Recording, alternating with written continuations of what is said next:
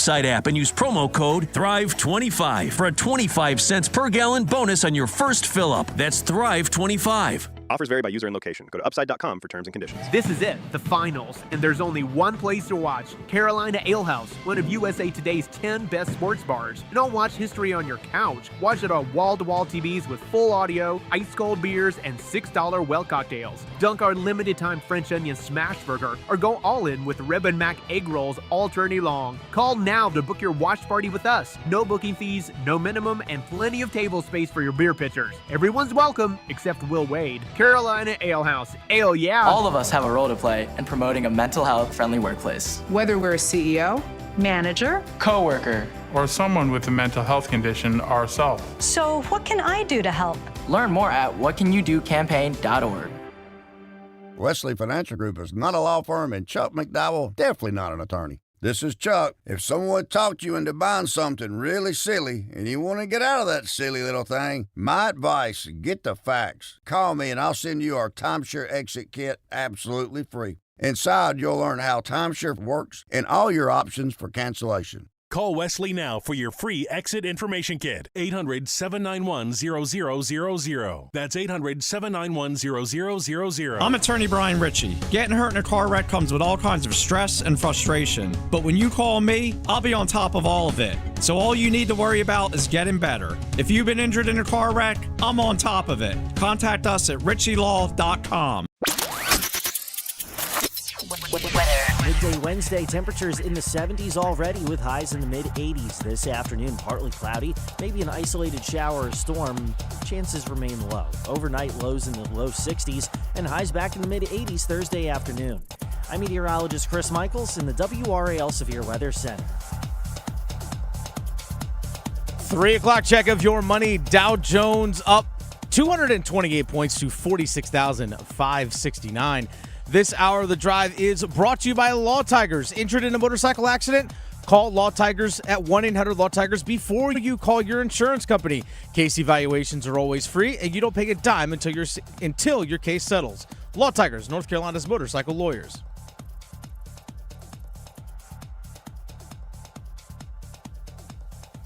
Back for Ehlers. Goss is paired. He scores! A power play goal. Jankowski to stay. Kogut. He scores! A power play goal. Ehlers, he'll turn with it. Ehlers lets the shot go. He scores! Oh, what a brilliant play. He'll go across. They score! Nikolai Ehlers with another brilliant pass. And finishing that is Andrei Svechnikov. Turning with its Martinuk for the empty net. Big goal! The Drive with Tim Donnelly on 99.9 The Fan.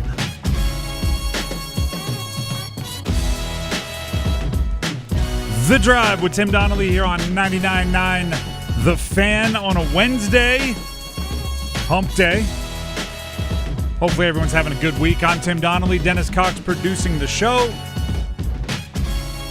And yeah, just so you know, right after this show, we're heading to the Final Four, looking to give you all the insight out of the college basketball world.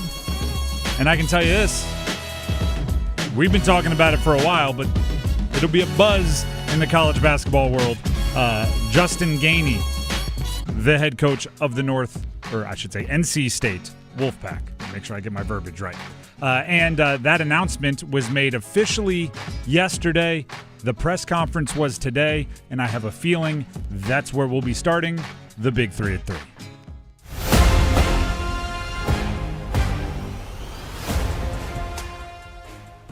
Number one. First of all, I need to stop acting like it's a feat that I can predict the Big 3 at 3, because I also decide what the Big 3 at 3 is. Yeah, we do plan this. Like, I have a feeling this might be. Oh, we planned it like 4 hours Got a prediction here. The Big 3 at 3 is presented by Manor Service Company. I can predict that if you call, they'll be there waiting for you 24 hours a day, 7 days a week service, heating, cooling, plumbing, electric, all across the triangle. Manor Service Company. Justin Gainey, as predicted by me moments ago, being introduced as the NC State men's basketball coach, is number one on the Big 3 at 3. And let's start with words from his new boss, Boo Corrigan, the athletic director, on how they came to hire Justin Gainey. We have had our eyes on Coach Gainey for a period of time, even before last year. His ability to connect in talking with, whether it's Sean Miller or Wojo or Coach Barnes, they all said he was ready for this. I think maybe there was a comfort level between the two of us. I think where we really connected was at KB's retirement. When those of you that know KB, we were at the retirement together and had a chance to connect and talk for about 15 minutes at that point. But we offered the job to one person, and that one person took the job. And we're thrilled that he's here. A lot of good vibes, a lot of one of our owns, a lot of coming homes, which is, I would say normally it is a thing on the to-do list when you're hiring a coach, somebody that feels like they mesh with your community. It was likely number one on the list following what happened with Will Wade, right? Bumped up a few rungs on the old to-do list, on the old priority list. And it's convenient for them that there was somebody like Justin Gainey sitting around. I don't say sitting around. He was an assistant coach for an Elite Eight team out there in Tennessee. But, there's if the Will Wade situation happened and you wanted to keep it in-house, that doesn't guarantee that there's going to be somebody at a high major, big money program that's waiting for their first head coaching opportunity, right? There's got to be the people as well. And I think State is quite fortunate that Justin Gainey makes so much sense because he understands what it takes to play at NC State, because that's exactly what he did from about 1996 to 2000. Here's Justin Gainey on his understanding at his introductory press conference of what it takes to play for the Wolfpack. You got to have a certain type of toughness to be here. And if you look at my career, my path, I was never the tallest guy. I was never the fastest. I wouldn't say I always shot the ball the best. But the one thing that I prided myself on was toughness. And I tried to bring that every day. And as long as I'm your head coach, you can count on that every single day, that I'm going to bring that toughness. And all of my teams and my staff and everybody that's in contact with us will have that toughness. I'm just going to throw this out there. I am extremely skeptical of anything a coach says at his introductory press conference. It's got nothing to do with Justin Gainey anymore. It's got everything to do with other coaches, including his predecessor, that have talked a big game and it hasn't gotten there. So I'm going to wait till one of them has to get stitched up and go back in the game before I start touting toughness for NC State. And that's, again, it's unfair to Justin Gainey, right? It's like, we use the relationship metaphors. Right, if your previous partner cheated on you, so now your next partner, you're like, all right, hey, no passwords on phones. It's got nothing to do with you. I kind of I'm looking at Justin Gainey going, yeah, I've been lied to before. So I'm gonna need you to be gentle with me. I'm gonna need you to bring me along slowly. Did that just get weird? It might have. That's number one. Let's get to number two. Number two. Carolina Hurricanes get the dub at Columbus, 5-2, with the empty netter, right? It was closer than the final score would say, but still a good win by the Canes. I set up questions similar to what we did yesterday on the show. But first, Dennis, I just want to follow up on something we talked about yesterday. The if-then statement. Yeah. I don't know if we got to it. We actually never did. But I remember you talked about Bussy is what I'm getting at. Yeah. And you said you wanted to see from him another performance like the previous. Did you get it? Look pretty good to me. Solid. He looked like the pre-Olympic break Brandon Bussy. That's what he looked like. He looked like it for the second straight start, which is the most important thing. Consistency. And the pre-Olympic break Bussy is going to be mythologized, right? It's going to be built up because of particularly the amount of wins. He was very good, don't get me wrong, and he had his highlights. But really what he did during all that run was just be super solid, right? Just stop the ones he's supposed to stop, maybe one or two more, and trust the guys in front of him to make plays. If he can just get back to being super solid, that is plenty, right? Plenty, especially based on the contract he signed. But there's a lot of discourse going on right now on how difficult it is to be a goalie for the Carolina Hurricanes because you don't see many shots, which sounds like, the best, right? You're just like, cool. But the thing is, of the shots you do see, a good percentage of them are high danger. So you kind of have to be in a zen state where you can have low usage and not be super busy, and then all of a sudden make great saves. So again, you don't have to be incredible often. You just have to be super solid, super duper solid, if you want to put it that way. Get a little extra in there. There's things we'll talk about with this game. The power play, up to 5th in the league. Yesterday, we talked about it on the show. Yesterday.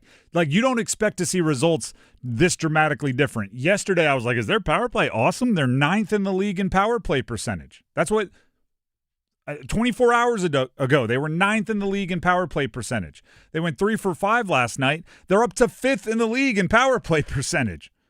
They went from, hey, it's nice to be top 10 to, hey, it's nice to be top 5 in one day. They jumped from 23.7% to 24.6% in one day, which does show you how there's a real bunch in like the top 10. Not saying 3 for 5 isn't very, very good, but just saying moving up less than 1% and you're leapfrogging 4 or 5 teams. That's a real bunch together group of second tier power plays. 7 straight games with a power play goal. Love that streak. And there's so many things to celebrate. Nikolai Ehlers has now matched his career high point total, and he did it in 82 games last time. This was a handful of years ago, and it didn't take him nearly that this year. 3 points last night. That's big for Ehlers, after a very slow start, by the way. I think he's 63 points in his last 60 games. Flip that. 60 points in his last 63 games. That's really good for what you signed Nikolai Ehlers for, and continue to say it, right? They may not have made the splash at the trade deadline, but they didn't have Ehlers and Miller last time they were in the postseason either, right? They've gotten better. They just did it earlier than I guess many of you would have liked. You wanted those moves at the deadline rather than last offseason where you got a full season for them to acclimate. By the way, last 7 games for the Carolina Hurricanes on the power play, 11 of 23, 47.8%. That'll work. That will be just fine. I'll have another. That's Steph Curry 3-point percentage territory. Yeah, that's crazy. That is number 2 as well. Let's get to number 3. Number 3. Carolina still doesn't have a head basketball coach. I'm gonna just keep emphasizing this. Top tier, premier, flagship program in college basketball does not have a head men's basketball coach right now, and it's until that vacancy is filled, it is going to be top of mind. And it's actually kind of, I'm sure, Game of Thronesy. Right? Because Carolina, one thing that they have are a lot of powerful people, right? There's the board. There's 2 different athletic directors. There's Roy Williams. There's people that donate huge amounts of money. There's the former great players. There's Michael Jordan. There's Kenny Smith with a big microphone that he's able to talk into often. There's Tyler Hansbrough, who's been around and like being a guest lecturer in classes. They've got a lot of opinions, and you could go on and on, right? There's plenty more where that comes from. I wonder if, with every open day, there's not more jockeying behind the scenes for who can sit on the throne, right? There's not more, hey, if this doesn't work out, let's go to my guy. Hey, I know you didn't like my guy last time I suggested him, but I like this guy. Hey, this guy. Hey, that guy. And everything that goes along with it. That vacancy is going to attract people unless all of them behind the scenes know something that we don't, such as, we're just waiting on him to end his season. We're just waiting on him to feel like the Bulls are out of the playoff race. You're just waiting for Tommy Lloyd to lose. We're just waiting for, and whatever that answer is. Because that would make everybody go, all right, cool. I won't tell anybody unless it's at a dinner party and I'm trying to impress. There's still, it's just crazy. Carolina doesn't have a coach. I did see this, though. a prominent writer. I forget who it was, but I remember thinking, like, that guy's been around a while too. He said he could only think of one coach that had made it to a Final Four and less than a week later announced they were going to a different school. Roy Williams. Going from Kansas, a school where you understand if you wanted to stay, and went right to Carolina. So if there is a precedent for Tommy Lloyd, well, it's Roy Williams, and he can make that call. The Drive with Tim Donnelly, 99.9 The Fan, continuing on a Wednesday. We have more audio, more insight into how Justin Gainey will be running the NC State program in his first year as not just their head coach, but a head coach. He had his introductory press conference less than an hour and a half ago. That audio is coming up. When your check engine light comes on, do you see a repair bill or do you see peace of mind? For 20 years, CarShield's been the name America trusts to help keep you on the road. While other companies stop covering you when your car gets older, CarShield offers protection plans up to 200,000 miles. With over $1 billion in claims paid, we don't just promise protection, we deliver it. Don't let a breakdown break your budget. Get the flexible month-to-month coverage you deserve.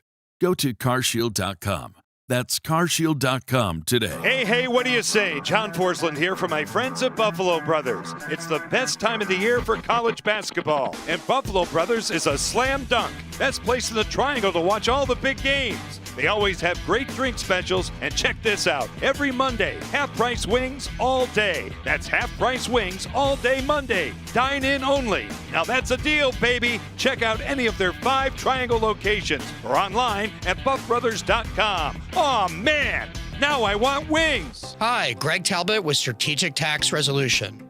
Tax enforcement and defense strategies have changed a lot over the last year. After nearly 5 years, the IRS has restarted automated collections. You could be next for bank levies and wage garnishments. Ignoring the issue is not an option. Call 984-272-2600 to get protected. Do you have unfiled returns or tax debt? We work directly with the IRS and states so you don't have to. Let us use our proven strategies and experience with the IRS and state to resolve your tax issue. Qualified clients have cut their tax debt by more than 90%. How would that feel? Act now to learn the latest updates to tax relief programs. Your eligibility may not be the same. Strategic Tax Resolution. Local, trusted, A+ rated by the BBB. Call 984-272-2600. Ask for me, Greg Talbot. 984-272-2600. You've got a guy on your side. StrategicTaxResolution.com. Get relief.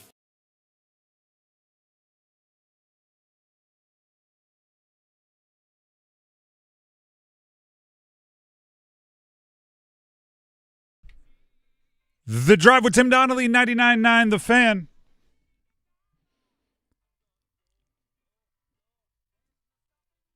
Shout out to Queen, bringing us out of break.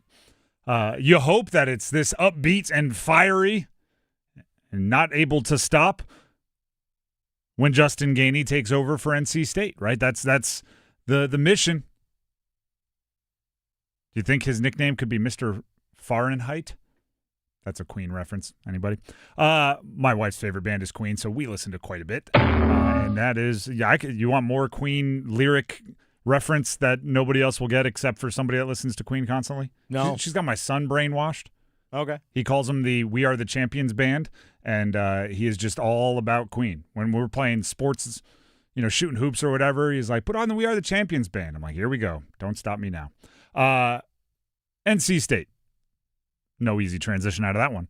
NC State, it's been known for a few days. It's been officially known for a day. We now have heard it from the man himself.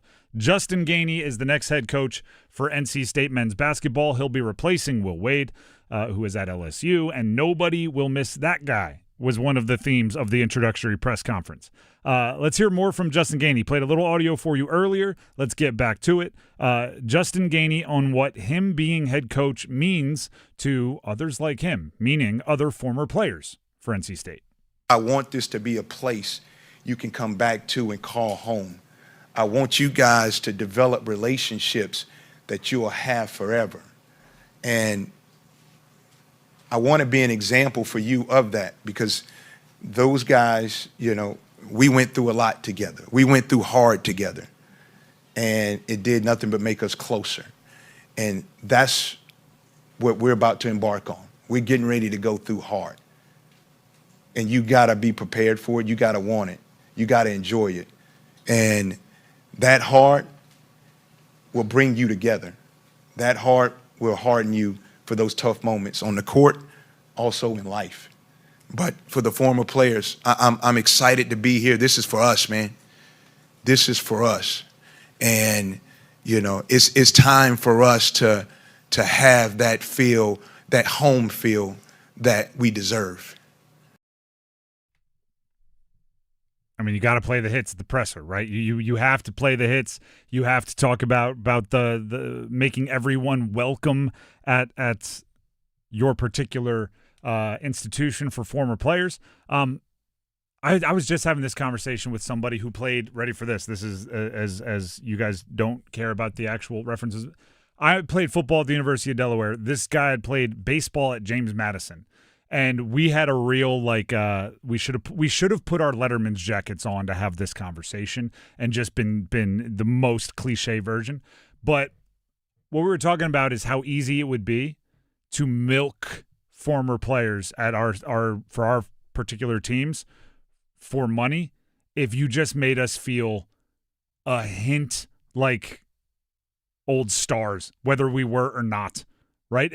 If you could just send like a personal text before the spring game every year to every single one of my teammates that like shows one personalized fact that it went to us and it wasn't a copy and paste job, right? If you just said like, hey, you know, you had a great passing game back in 2010 against school. We're trying to get our passing game looking like that. Want you and everybody you know to come to the spring game. It'd be like, well, where's my checkbook? I want everything I own to go to this team, right? They value me. And he was talking about if you could just send like a youth hat to every former baseball player when you find out on Facebook that they had a kid. Just, hey, you know, we're already scouting. Justin Gainey, as a coach, doesn't have to be that gimmicky, doesn't have to be that over the top with it, but just like opening preseason practices or opening an exhibition game to any former player that wants to come, it immediately ignites your fan base and your alumni base. I even like it even more. Shout out to On3 for having this first. On3 reported this was this morning at 8 a.m. That Riley Collins, who was a part of Tennessee basketball's player development squad, an assistant director of player development for Tennessee, which is where Justin Gainey comes from, will be part of Justin Gainey's staff at NC State. That is the first, as far as I know, like agreement to hire for Justin Gainey's staff. And the guy's from New Jersey, right? He went to college at Drew. I don't know what that is even. That's a D3 school. There you go. Went to college at Drew, high school at Donovan Catholic. He's not an NC State guy, which, you know, if he was, it wouldn't be the worst thing in the world. But welcoming every alumni and making it about the former players while also hiring the best basketball minds that you know, whether they went to your school or not, like that's a move. Justin Gainey has all the former player in his blood that program needs on their coaching staff. They want to add more, that's cool. You want to add Julius Hodge, go for it, right? You want that, fine. But Justin Gainey doesn't need to add any more because it is what he is. Right? It's like I tell my kids. If you don't wear green on St. Patty's Day and people try to pinch you, you go, no, I don't have to. I'm Irish. It's in my blood, right? My last name's Donnelly. I don't have to. You have to. Same thing, right? Justin Gainey, he doesn't have to hire in-state. He doesn't have to hire in-state network. He's like, no. It's in my blood. It's already on our staff. We're good here. More from Justin Gainey. What does he expect from players, his players, that are on his program on a daily basis? And then we're going to compete. We're going to compete every day with toughness, and we're going to compete together. Because at the end of the day, we're in this to win. We're in this to win big. We're in this to win championships. And the only way that happens is competing at the highest level in everything you do. We're going to compete in the classroom. We're going to compete in study hall. We're going to compete in practice. We're going to compete in the games. Everything is going to be competitive. And so I hope you guys are ready for that. I do. I'm a sucker for those types of speeches. I hope they keep score of everything. That is one of the tricks. It's almost a cheat code. Pro tip for coaches, right? Every single conditioning run. Who finishes first, second, third, fourth, fifth, sixth, all the way down to dead last. Put it on a board in the locker room. Every single shooting drill. Stats, who shot the best. Put it on a board in the locker room. Right? Whoever worked the hardest, give them a different color practice jersey for the next practice. It is a cheat code. And athletes are, I think, because of how quickly they have to react, especially at the level like the ACC, they're savants, right? They're geniuses. They're also, and I say this proudly as one, big dumb animals. We used to, in all of our winter workouts, they used to give orange shirts. Our colors are blue and yellow, right, when I played. Orange shirts if you were one of the hardest workers the previous workout. Did not come with like a gift, did not come with anything of value other than you wore an orange shirt at the next workout. We killed ourselves for those orange shirts. Because if you have a team of competitors and there's a scoreboard of any kind, you want to be winning. More. How about the message to the players currently on the team, right? Because anytime a new coach takes over, there's going to be trepidation, right? Does he want me? Am I his guy? Am I the previous guy's guy? Are they going to replace me in the portal? Everything else. Here's Gainey's message to the current Wolfpack. We're going to build this program that reflects your energy, your toughness, and your commitment. We will compete every single day to represent this university in the best way it possible can. Every single day. And you have my word on that. Players, to the current players, this program is going to be built on a couple things, and it's simple. We're going to develop. We're going to develop you guys. I don't want you to walk in with any limitations on yourself, on who you can become, and what you're capable of. We're gonna help you reach whatever limits you're trying to reach on the court as well as off the court. It's our job to develop you there. Yeah, there's a little coach speak in there, but you know, what are you gonna expect? I actually thought he did pretty well for himself. And yesterday I talked about how the media element is something that you don't get a ton of experience at as an assistant coach. Right? You do get experience recruiting. You do get experience X's and O's. You do get so much of the coaching experience, at least trickle down from what the head coach allows you and delegates. You don't really get much, if any, of the media situation, right? You're very rarely asked to answer the hard questions. Even when you're made available for like an off-season interview with the school website, like you're just there building hype and getting softball questions. This is a little bit more big league when it comes to the media and being a head coach in the ACC, and I thought he did well. We'll have more audio for you later in the show from not just Justin Gainey, but also, as we talked about, his boss, Boo Corrigan, who spoke in the introduction portion as well. Before we move on, we have 2 minutes of gold with Adam Gold, all about last night's win for the Carolina Hurricanes and the Dean's List as well after that. But before any of it, here's Dennis. Hey, folks, Dennis Cox here real quick. My friends over at Law Tigers. It's motorcycle riding season. I'm telling you, folks, you're going to see a lot more motorcycles out there on the road. So just be wary. Be conscious of that when you're out there driving. But also as a motorcycle rider, do everything you possibly can to make yourself visible, but also assume that no one sees you when you're out there on the road. So be safe when you're out there riding. But if you are injured in a motorcycle accident, it's good to have people like Law Tigers to turn to because they are there to fight for you. Law Tigers attorneys, they are part of the motorcycle riding community. They know what it's like to go through an accident. They also understand what your bike and your gear are worth and the passion that you have for being out there on the road. That's why your case evaluation with Law Tigers, it's always free, and you don't pay a dime until your case settles. So give them a call, 1-800-LAW-TIGERS, if you're injured in a motorcycle accident, or visit lawtigers.com. Law Tigers is a network of independent law firms who are members of the American Association of Motorcycle Injury Lawyers. Law Tigers is not a law firm. The Drive with Tim Donnelly, 99.9 The Fan. Here's all about a 5-2 win for the Canes after this from Adam Gold. Having insurance isn't the same as having State Farm. It's like needing a lawyer, but getting some guy who just watches courtroom dramas. How does the defendant plead? Guilty. Wait, what? Also, objection. You object to what? Erroneous. Counsel, approach the bench. Hey, can I get a whack at the gavel? You wouldn't settle for just any lawyer, so don't settle for just any insurance. Get the real deal with State Farm. Like a good neighbor, State Farm is there. This is the story of the one. As a maintenance tech at a university, he knows ordering from multiple suppliers takes time away from keeping their arena up and running. That's why he counts on Grainger to get everything he needs, from lighting and HVAC parts to plumbing supplies, all in one place. And with fast, dependable delivery, he's stocked and ready for the next tip-off. Call 1-800-GRAINGER, click Grainger.com, or just stop by. Grainger, for the ones who get it done.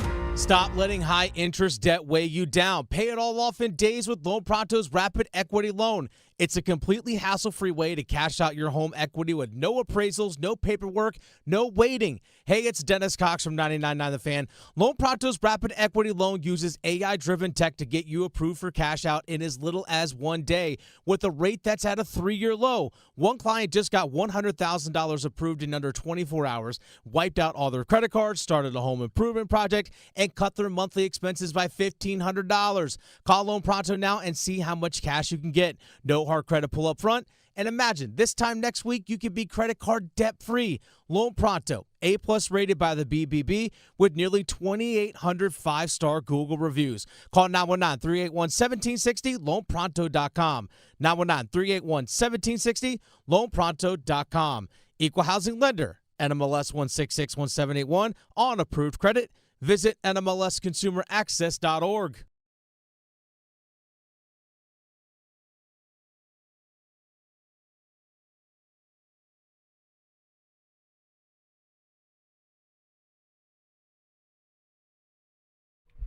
The Drive with Tim Donnelly, 99.9 The Fan. Just so everybody knows, we will be in Indianapolis for tomorrow's show, doing our best to bring you as many interviews as possible from the best minds in college basketball. Indianapolis, where the Final Four will be taking place. We'll be there for tomorrow and Friday's show. Looking forward to it. Hopefully we can do something special for you. So if it sounds a little different when you tune in tomorrow, nothing's wrong. We're just in a different state and sending stuff back your way.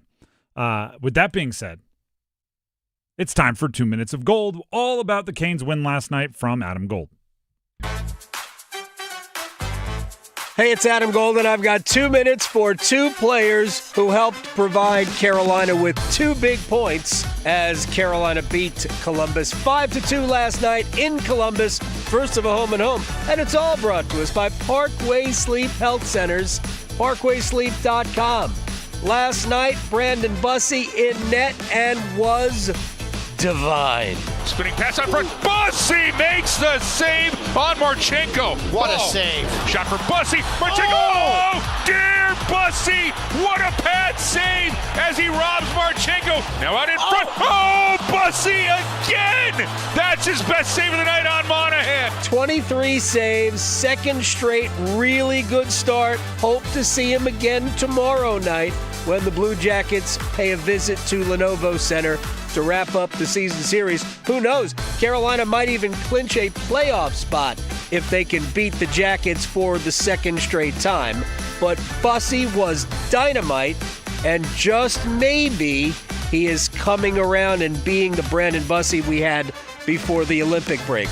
I'll tell you who else is absolutely on fire. Nick Ehlers has touched the sun, ladies and gentlemen. He already had a goal and an assist, and then this to make it 4-2. Aho back for Ehlers. He'll go across, they score!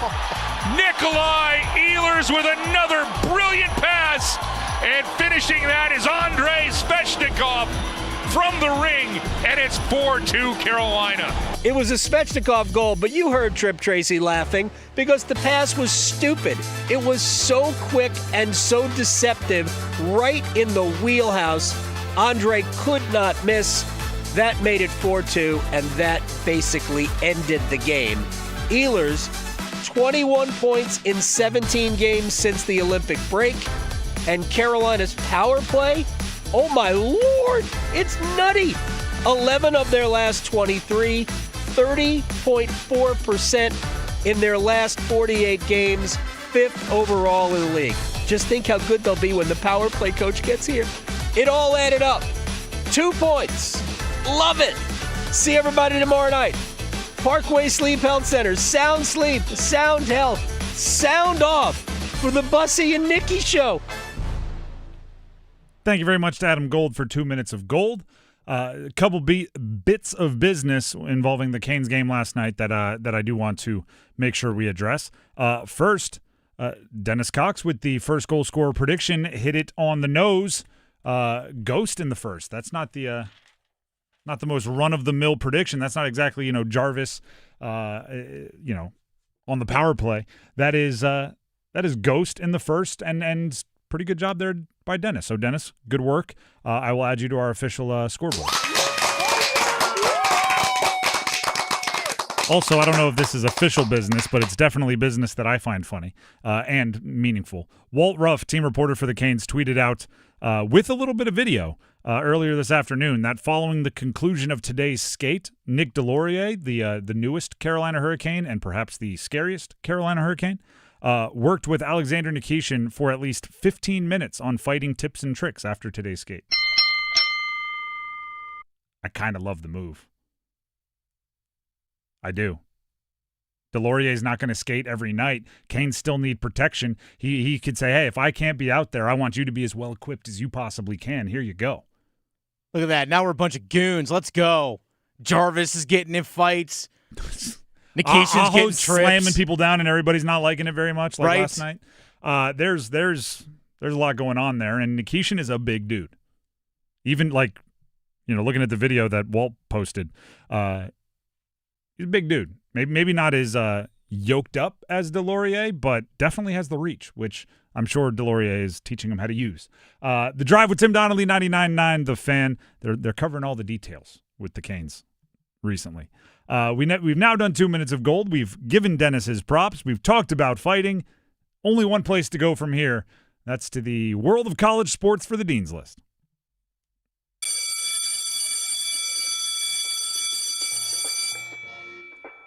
All right, first of all, and I make, maybe a little high on my pedestal speeches occasionally. I am all about the results on the floor in basketball. You have to honor the competitors. Arizona, Michigan, UConn, and Illinois make the Dean's List. That is the Final Four. Just because the ACC doesn't have anyone in the men's Final Four doesn't mean that I'm going to be so sour-faced and angry and bitter that I don't look at the competitors that have earned their way there and say, pretty good job. Also, with all of the Blue Bloods don't exist those are pretty good basketball programs to make it. The ones that are pretty good usually make it pretty often. And those, for the most part, are not oh, anybody can win now. There's parity. Look at UConn making it to the Final Four. Right. It's Arizona. Wow. Little scrappy upstart like Michigan can find its way there. Fab Five doesn't exist. And Illinois, by the way, they might not be but they've had some really good teams throughout the years. So all four of them, congratulations, you've made it. May the best team win. More Dean's List. Duron Rippey Jr., point guard, going to Duke next year. Okay. I didn't watch the whole thing, but I did watch highlights today from the McDonald's All-American game last night, as well as the Jam Fest, as they call it, the night before. There's going to be some high flying in Cameron Indoor next year. Duron Rippey is athletic as all get out.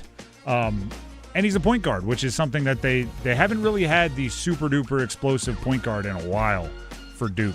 And he is that.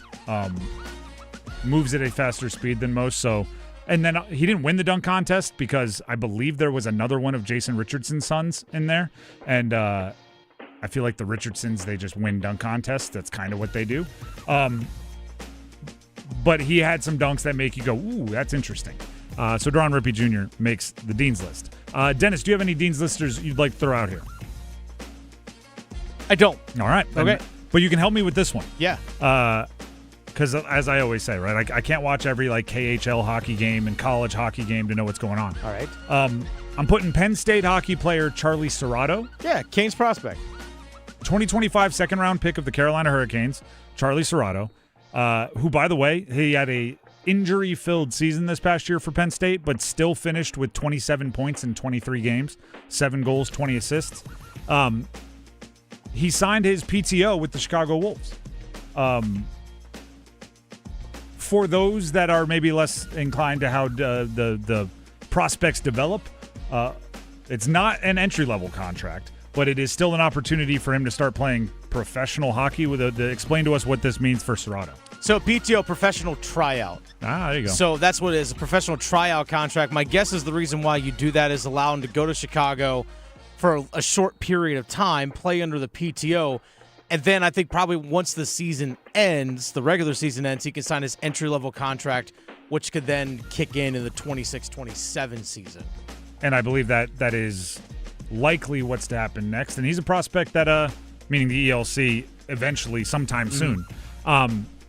He's a good prospect. And anytime there's somebody that draws mild excitement and isn't a first-round pick, you have to consider that a win, right? So, obviously, Penn State had a lot of eyeballs on him because McKenna was there, who's one of those next super talked about prospects. But Serrato was, when he was out there, apparently, and again, I don't watch the games, but I can box score watch, making something happen with Penn State. So he'll be skating with the Wolves, which any professional experience is great professional experience. Maybe him and Nadeau are going to link up and then make even more people mad that they're not playing up here. I mean, they're basically the same age. Yeah, Nadeau is still very, very young. The Canes have 12 dudes in the system that if you ever look up their age, you go, no way. This can't be accurate. This was from 4 years ago. Nope. I mean, Svetch just turned 26. Yeah. 26. He feels like he's 30. He's lived a 14-year career already. Big injuries, big seasons. He's done it all. So there you go. That's the Dean's List. Quick one today. Has Artemis 2 taken off yet? It's supposed to take off today, right? There's an NC State grad on there, Christina Koch. 4 o'clock, I think, maybe is when it takes off. Then maybe soon. But she was on the Dean's List yesterday. Another shout-out because that's just really cool. The Drive with Tim Donnelly, 99.9 The Fan. I'm sure Dennis is looking that up. While he is, I want to tell you all about Mainer Service Company. Tim Donnelly here for Mainer Service Company.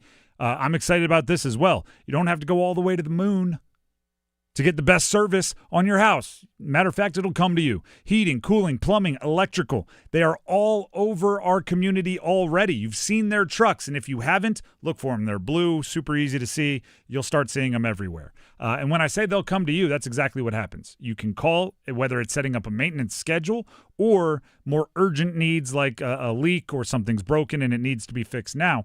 They service the entire triangle. That's all of Wake County and 50 miles in any direction from Wake County. And they do so 24 hours a day, 7 days a week, 12 months a year, 365, 366 on a leap year days. They have it all covered.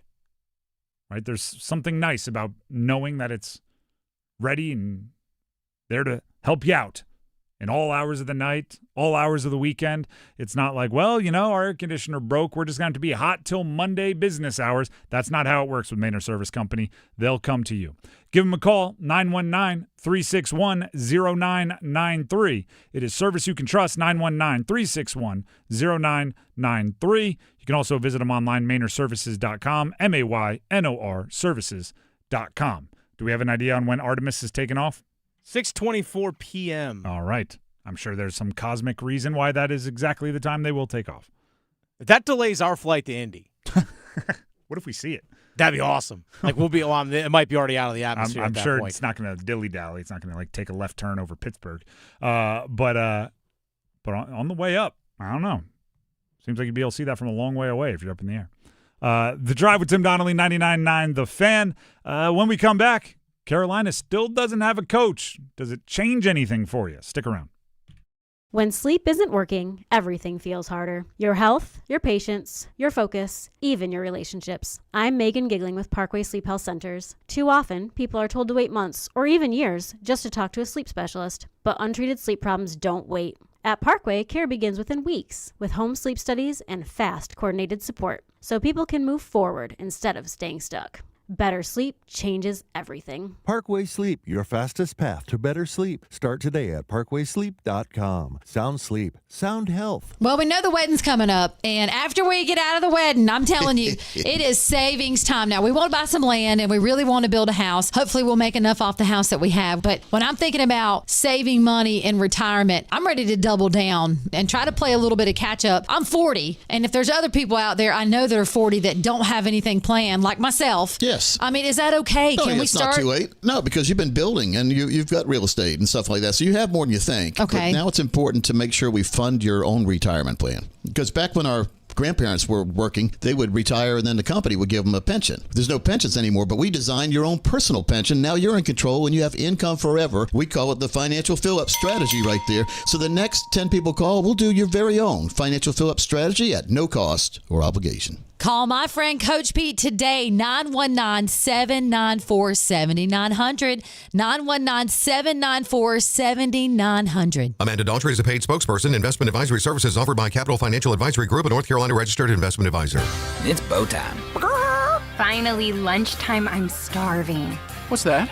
This is the Bojangler from Bojangles. Ooh, with the same bold flavor as their chicken? The same. And fries. The same. Huh. Well, I've got a PB&J. Yeah, that's not the same. A crispy fish fillet dusted in Bo's famous seasoning. With cheese and tartar sauce on a fluffy bun, the Bojangler's back. Hook one while you can. It's bow time. There's bow time, and then there's Bojangler time. You heard right. The Bojangler fish fillet sandwich is back for limited time at participating Bojangles. A light, flaky, perfectly seasoned fish fillet with lettuce, cheese, and tartar sauce tucked inside a bun. Make it a combo and add Bojangles seasoned fries and legendary iced tea. Hungry for Bojangles but in the mood for something different? Then it's Bojangler time.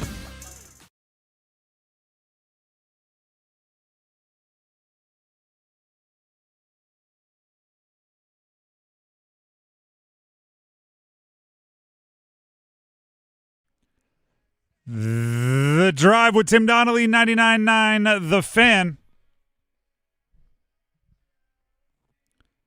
What's going on, everybody? It is 3:45, almost 3:46 on April Fool's Day. And UNC still doesn't have a basketball coach. To think 5 years ago that Roy Williams retired on this day. On this exact day of the calendar, 5 years ago. Yeah. Roy Williams retired, and in one of the more hilarious, probably 2 or 3 hours after that was made public, there was the immediate blowback of, wow, Carolina's really going after it with a joke. They're pretending like Roy Williams. You know, is this really going to get them that many MySpace followers? I'm kidding. It wasn't that long ago. Twitter followers, like, to put together a little social media joke like this? And then it turns out, no, it wasn't an April Fool's joke at all. They just announced on April Fool's Day that a very surprise out of the Carolina Blue retirement was taking place. They had the press conference, and we know where it went from there. Right? He retired. Hubert Davis was next up. And now 5 years later, they're once again looking for a coach. It would be funny if they hired a very off-the-wall candidate today, and we all went through it again. And all of a sudden, we're all going, no, that's okay, insiders, ha, ha, ha. And then it just ended up being true. By the way, there are articles written about it and stuff. You can go find all of the insiders whose tweets went from, Roy Williams, legendary coach, X-time national champion, this many years, this many wins, stepping down from Carolina. And then, 45 minutes later, everybody, stop telling me it's a joke. I've spoken with the powers that be. This is 100% real. That's how the whole day went. So it would be funny if it happens again. Could just become Carolina's thing. If they're going to hire or fire a coach, it has to be on a day where none of us believe it. But I doubt it. I don't think it's coming today. is another way to end that little hypothetical. Because if you've waited this long, it's likely because you're waiting for somebody who has a really good reason to make you wait. Think about how NC State operated. I'm not comparing the programs and saying it, but think about how they operated, right? Will Wade did his whole thing. They saw 3 different interviews in person in one day. I know that because NC State tracks planes. Their fans track planes very, very well. Crisscrossed the country in a private jet as they made 3 in-person interviews in the same day. Now, perhaps Carolina fans just aren't as adamant in tracking tail numbers on their jets, but I don't think they're doing 3 interviews a day if you're Carolina, right? They're taking it a bit slower, and there's nothing, right or wrong with that. I'm just saying if the fact that it hasn't happened yet, it makes me think whoever they want to hire or whoever they want to give every chance to say yes has a really good reason for making them wait, which could be I'm in a Final Four if you're Tommy Lloyd from Arizona. Could be I am actively coaching an NBA team if you're Billy Donovan with the Chicago Bulls. Could be you haven't offered me enough money if you're another candidate. I'm not sure. Could be, right, because by the way, that's the optimistic side of this, okay? That's the best case scenario for kind of waiting this long is, well, they need more time to figure it out. The other side would be maybe it's not as buttoned up internally as you think, and there's too many cooks in the kitchen, if you will, and you could have disagreements on who is the best hire. And that's where you do need like a bit of a dictatorship, right? Somebody that can step in and say, I've heard all of your arguments. I'm the one that gets to make the decision.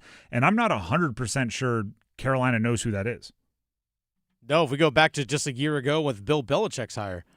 Great point. I mean, even like you would think most people would listen to the athletic director, but they have 2 of those right now.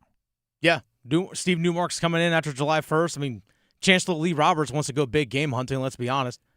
True. It reminds me, and I'll use a Carolina legend reference. Have you seen the movie Air, the Michael Jordan, Matt Damon? I have, actually. Yeah. There's one pretty poignant scene where Matt Damon, as the sneaker executive trying to sign Michael Jordan to Nike back in the day, is talking to Michael Jordan's mother, Dolores.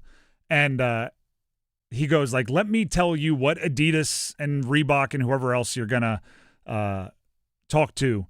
I'm going to predict their pitch. And if I'm right, come meet with us. If not, sign with them.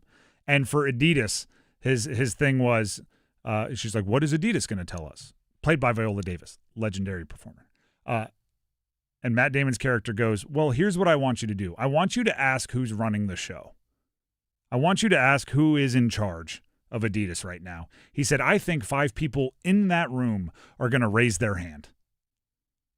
And that's going to show you, how accurately or how impactful they can be in managing your son's career and your son's, merchandise if they can't even decide on who's in charge.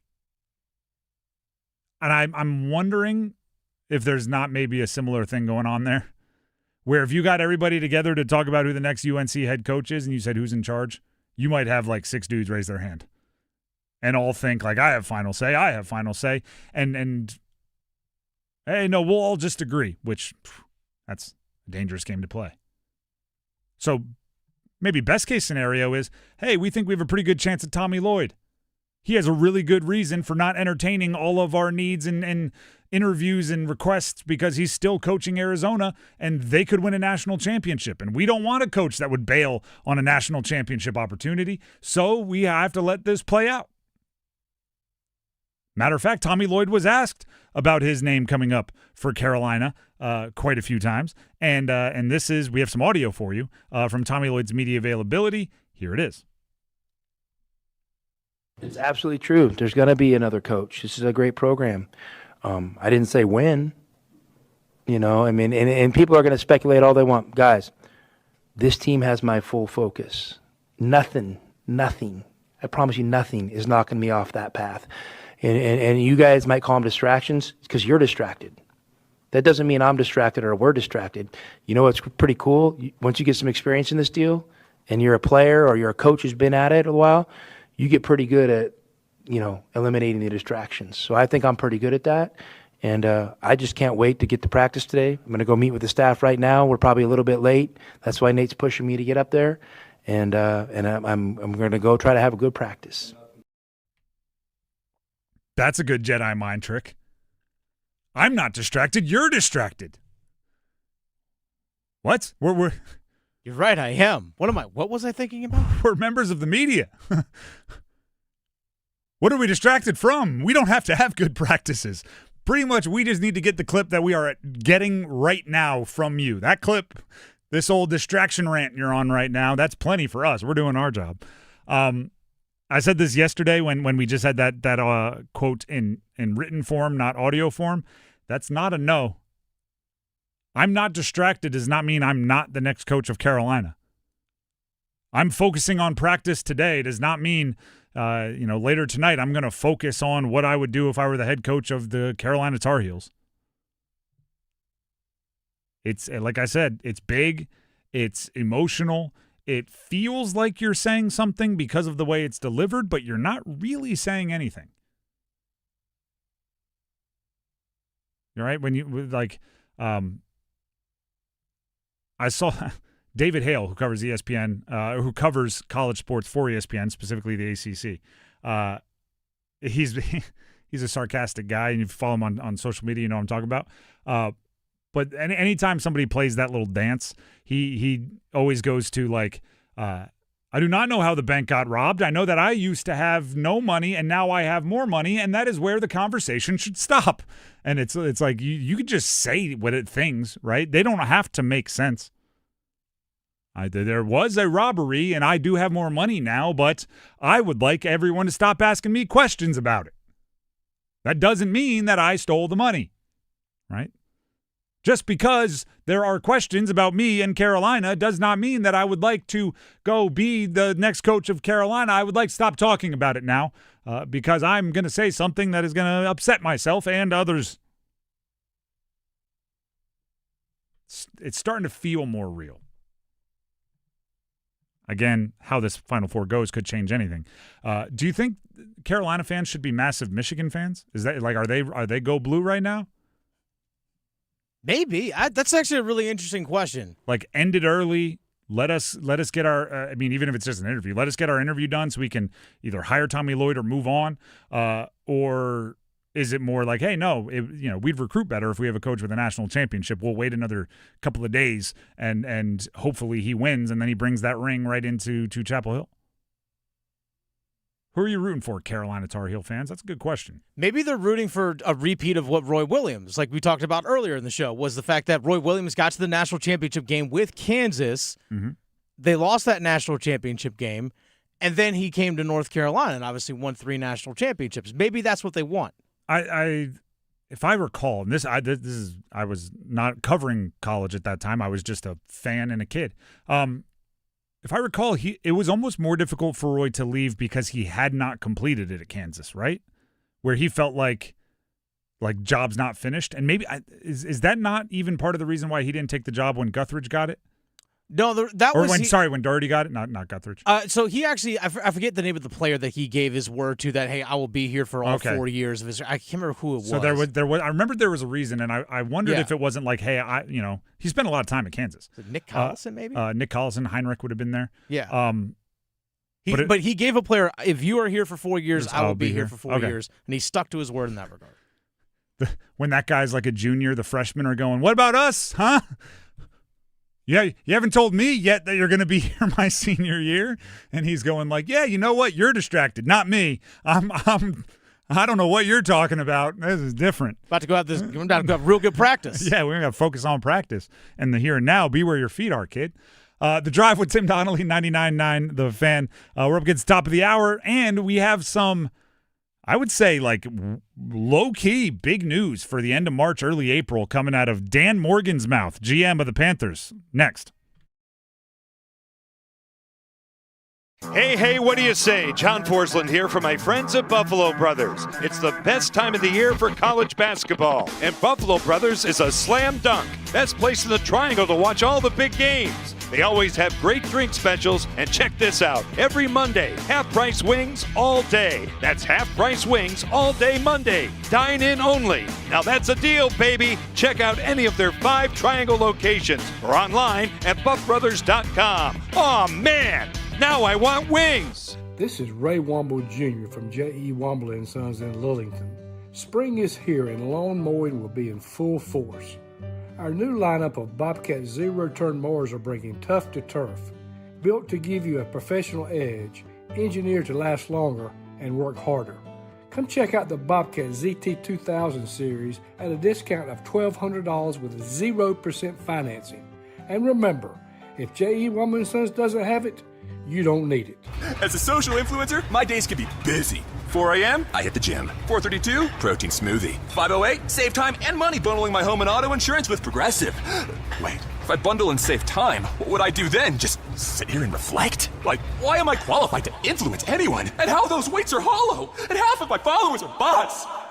You could save time and money bundling your home and auto when you switch to Progressive. It's one less thing to worry about during your already busy day. Progressive Casualty Insurance Company, affiliates, and other insurers. Not available in all states or situations. Hey, it's Adam Gold from my friend Dr. Lori Travers and Travers LASIK, and people ask me all the time, why did you go to Dr. Lori? 1, she's the best. 2, I need 20/20 vision, and now I've got it. I've gotten rid of the glasses and the contact and everything that goes along with it. And right now, Travers LASIK is honoring first responders with an exclusive LASIK savings for police officers, firefighters, and EMTs. Travers LASIK, 919-510-6830. TraversLASIK.com. This hour of the Triangle Sports Leader is powered by Ritchie Law Firm, Injury Lawyers.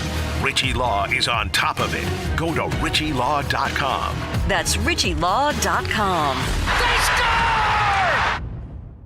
The Canes light the lamp here. WCMC HD1 Holly Springs, 99.9 The Fan, the Triangle Sports Leader.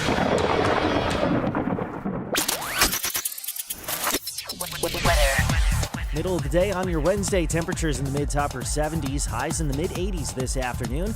Maybe a stray shower or storm as we head later into the evening, otherwise quiet overnight, low 60s, back in the mid-80s by Thursday afternoon. I'm meteorologist Chris Michaels in the WRAL Severe Weather Center. Weather update brought to you by Range Fest, presented by Capital Range and Firearms at the Range at True North in Oxford next Saturday, April the 11th. Experience a day of shooting activities for all skill levels, live music, games, and delicious food. Tickets at rangefest.com. Again, rangefest.com. 4 o'clock check of your money. Dow Jones up 225 points today to 46,566. This hour of the drive is brought to you by Law Tigers. Injured in a motorcycle accident? Call 1-800-LAW-TIGERS before you call your insurance company. Case evaluations are always free, and you don't pay a dime until your case settles. Law Tigers, North Carolina's motorcycle lawyers.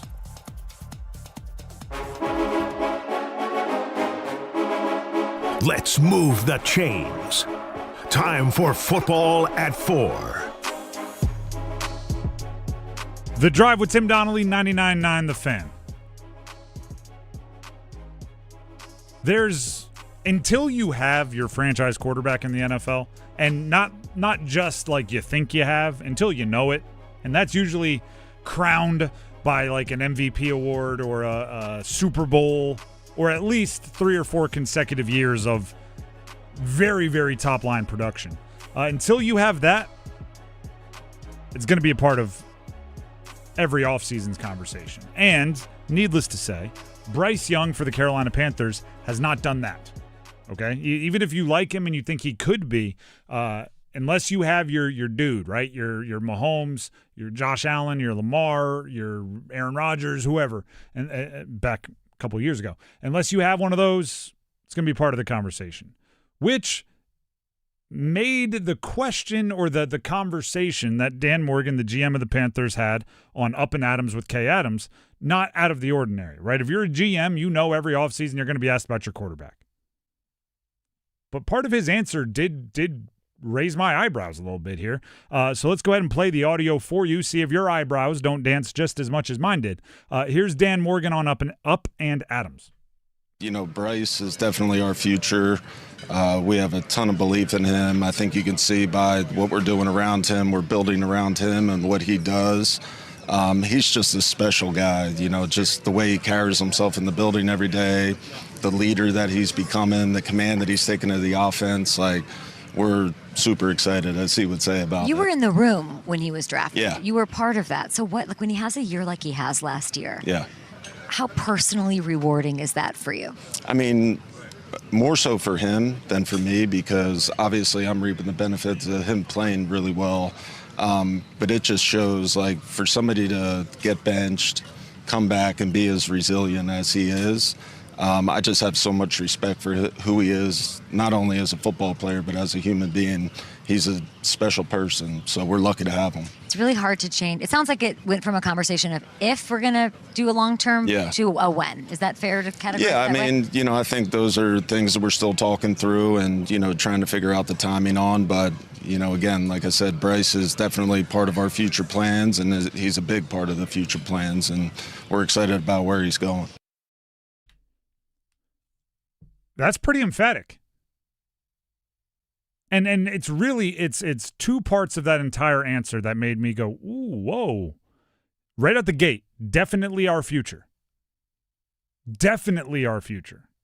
And then right at the end where he said it again, right? He's definitely part of our future and definitely a big part of our future. Because everything in the middle there is very much what we're seeing from like Tommy Lloyd in college basketball, right? It's very much saying a lot of things, but leaving yourself little outs to get out of, right? When he's a special guy, he prepares well, he's diving all the way into the system. Like those things you can say about a guy, and then it's not unusual to cut him like, 6 months later. Definitely our future is now you've put your word on the line a little bit if you double back on it. Right? Now it's like, whoa, you were definite. And I don't hate the move. I don't hate the move. And some of you may be surprised by that because I haven't been the biggest rah-rah cheerleader for Bryce Young over the last few years. But one thing I have said time and time, and I will say it so many times, you will think I'm a broken record. Quarterback is a confidence position.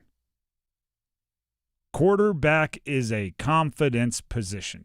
The number one thing that drives doubt into a quarterback or drives a lot of times hesitation into a quarterback's play is doubt, right? If you think you're one interception away from getting benched, you're going to double check to make sure the safety is where you think he is, right? Let me just make sure there's no disguise. And then that little make sure, that little double take, that double look with your eye, well, guess what? Now you're late. The NFL, the windows aren't big enough to double take. If you think you're one mistake away from now they're not going to pick up my contract this offseason, now I'm not part of the future, guess what?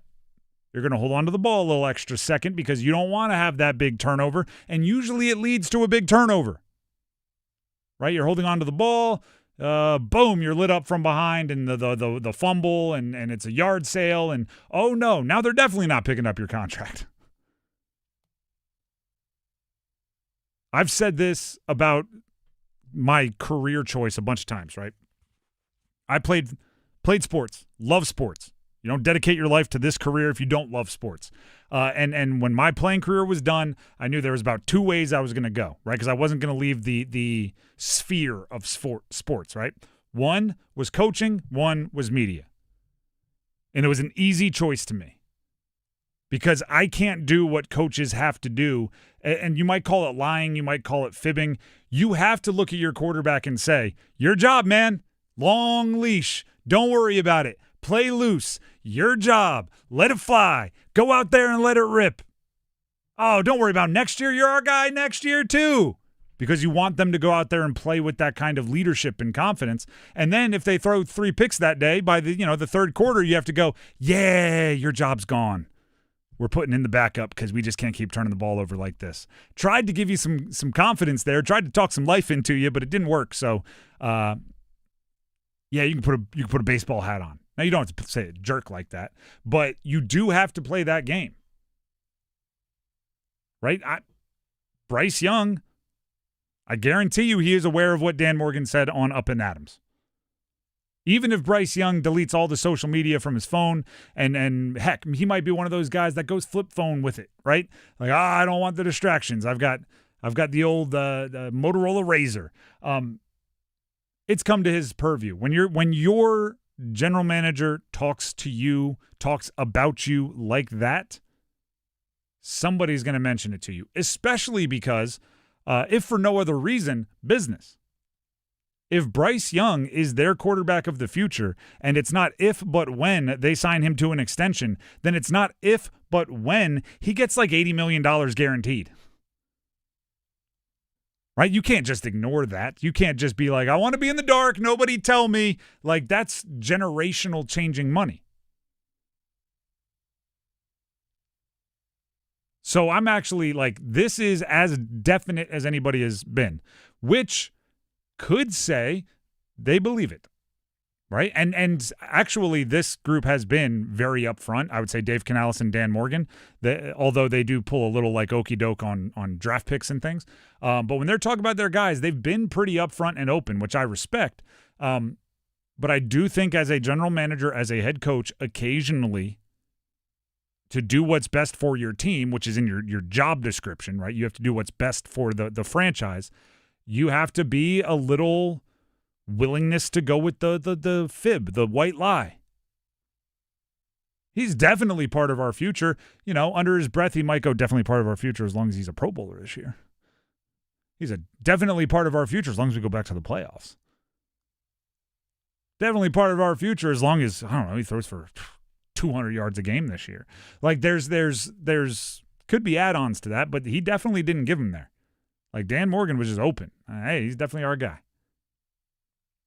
I also wonder how many times, and you know, this would take a lot of research and a lot of reporting. You have to go ask a lot of people. I wonder how many times a general manager says something like that, and then they walk off and they're like, "Why did I say that? I know, like, I have the whole script. I talk about how great he is as a guy, and I don't say anything about the contract. I said definitely that time, didn't I?" He's looking at his coach like, "Did I say he's definitely part of our future? I said that, didn't I? Darn it, I wasn't prepared."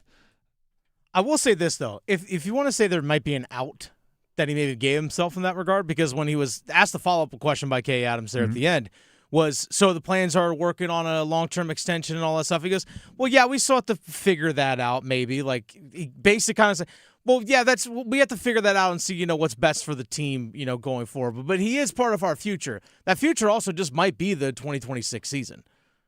Yeah. I mean, maybe that's the out. Fifth-year option is also the 2027. Yeah, he's our future. Yeah, these next 2 years. Also, him and Dave Canales have both said that they're like building around his skill set. Mm-hmm. They haven't really done anything on the offensive side of the ball this year. No, they haven't. Other than John Mechie coming in. Which I guess maybe you could say because they have a relationship from college, like, see, we're building around him. But it's like, I don't know, they're overhyping how much they're, you know, tailor-fitting the entire offense to Bryce Young. Not because they aren't doing it, but because they aren't doing anything on offense. I guess we'll wait and see who they take at 19 overall. If that's a player that, you know, very obviously fits with his skill set, maybe we'll change our tune. But it's just funny to keep going. Like, we're building around him, and I'm going, does Jalen Phillips really match up well with Bryce Young's skill set? He might. Like, is he playing H-back? Like, what are we doing here? Goal line tight end, baby. Let's go. Hey, why not? Why not? I don't know. Maybe that's just the Brad Idzik of it all. The fact that Brad Idzik is the guy that's going to be calling the plays. This is actually the first time in Bryce's career where he's actually going to have a play caller that is dedicated to just being the play caller. Because first year was Frank Reich, head coach. Thomas Brown for a little bit. Yeah, but he wasn't even full-time as the play caller. It was in and back out. And forth, Yeah, back and forth. That whole year is just a wash. I don't count any of that. But the last 2 years has been Canales, who's also was trying to figure out how to be a head coach at the same time. Now this year it's, all right, Brad, OC, play caller, that's it, one role, that's the only thing. It's the first time Bryce ever had that. We'll see. We'll see if that's the difference.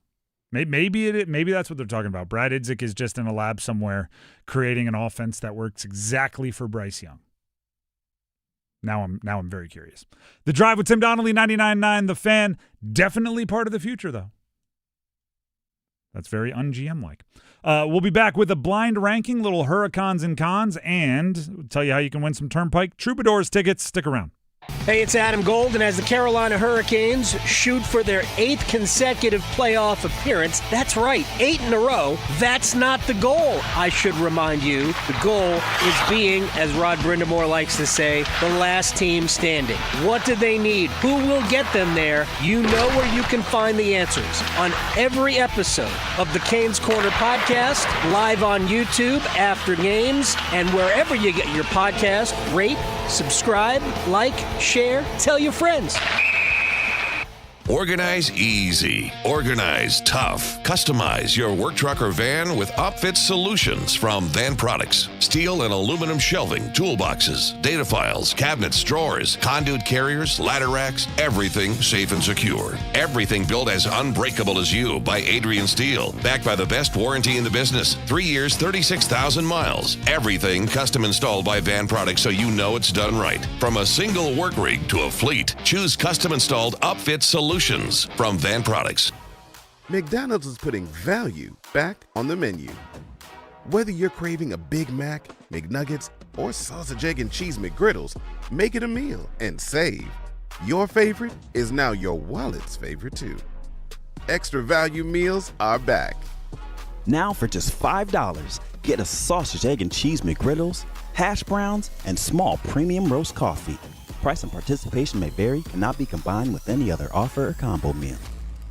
Wesley Financial Group is not a law firm, and Chuck McDowell definitely not an attorney. This is Chuck. If someone talked you into buying something really silly and you want to get out of that silly little thing, my advice, get the facts. Call me and I'll send you our Timeshare Exit Kit absolutely free. Inside, you'll learn how Timeshare works and all your options for cancellation. Call Wesley now for your free exit information kit. 800-791-0000. That's 800-791-0000.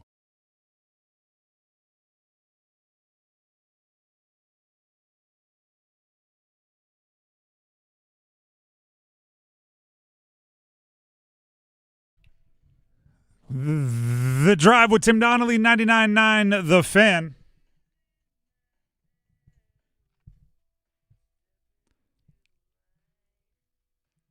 Letting the music play a little bit. I'm enjoying the music today, Dennis. You're picking winners. Thank you. Little Steve Earle for the people out there. All right, now we got to get back to radio. By the way, music is radio. Radio is music. A square is a circle. That's not true. Nope, that's not even close. Unless you're talking about the squared circle, the wrestling ring, baby. Let's go. That's of course what I was talking about. Absolutely. As a massive wrestling fan that I am. See, I knew you were a big Mark. I don't even know what that means. Yeah, you do. All right. The Drive with Tim Donnelly, as I continue saying, here on 99.9 The Fan. Follow us on YouTube, 99.9 The Fan.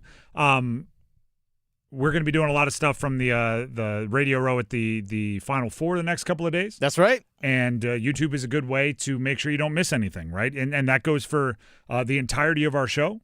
But also on Friday, we'll be doing a little morning action. Little 10 to noon from Indianapolis. Little tournament tailgate action. So, that could be outside your normal commute time or whatever. You can always jump on live streams and everything else to catch what you miss.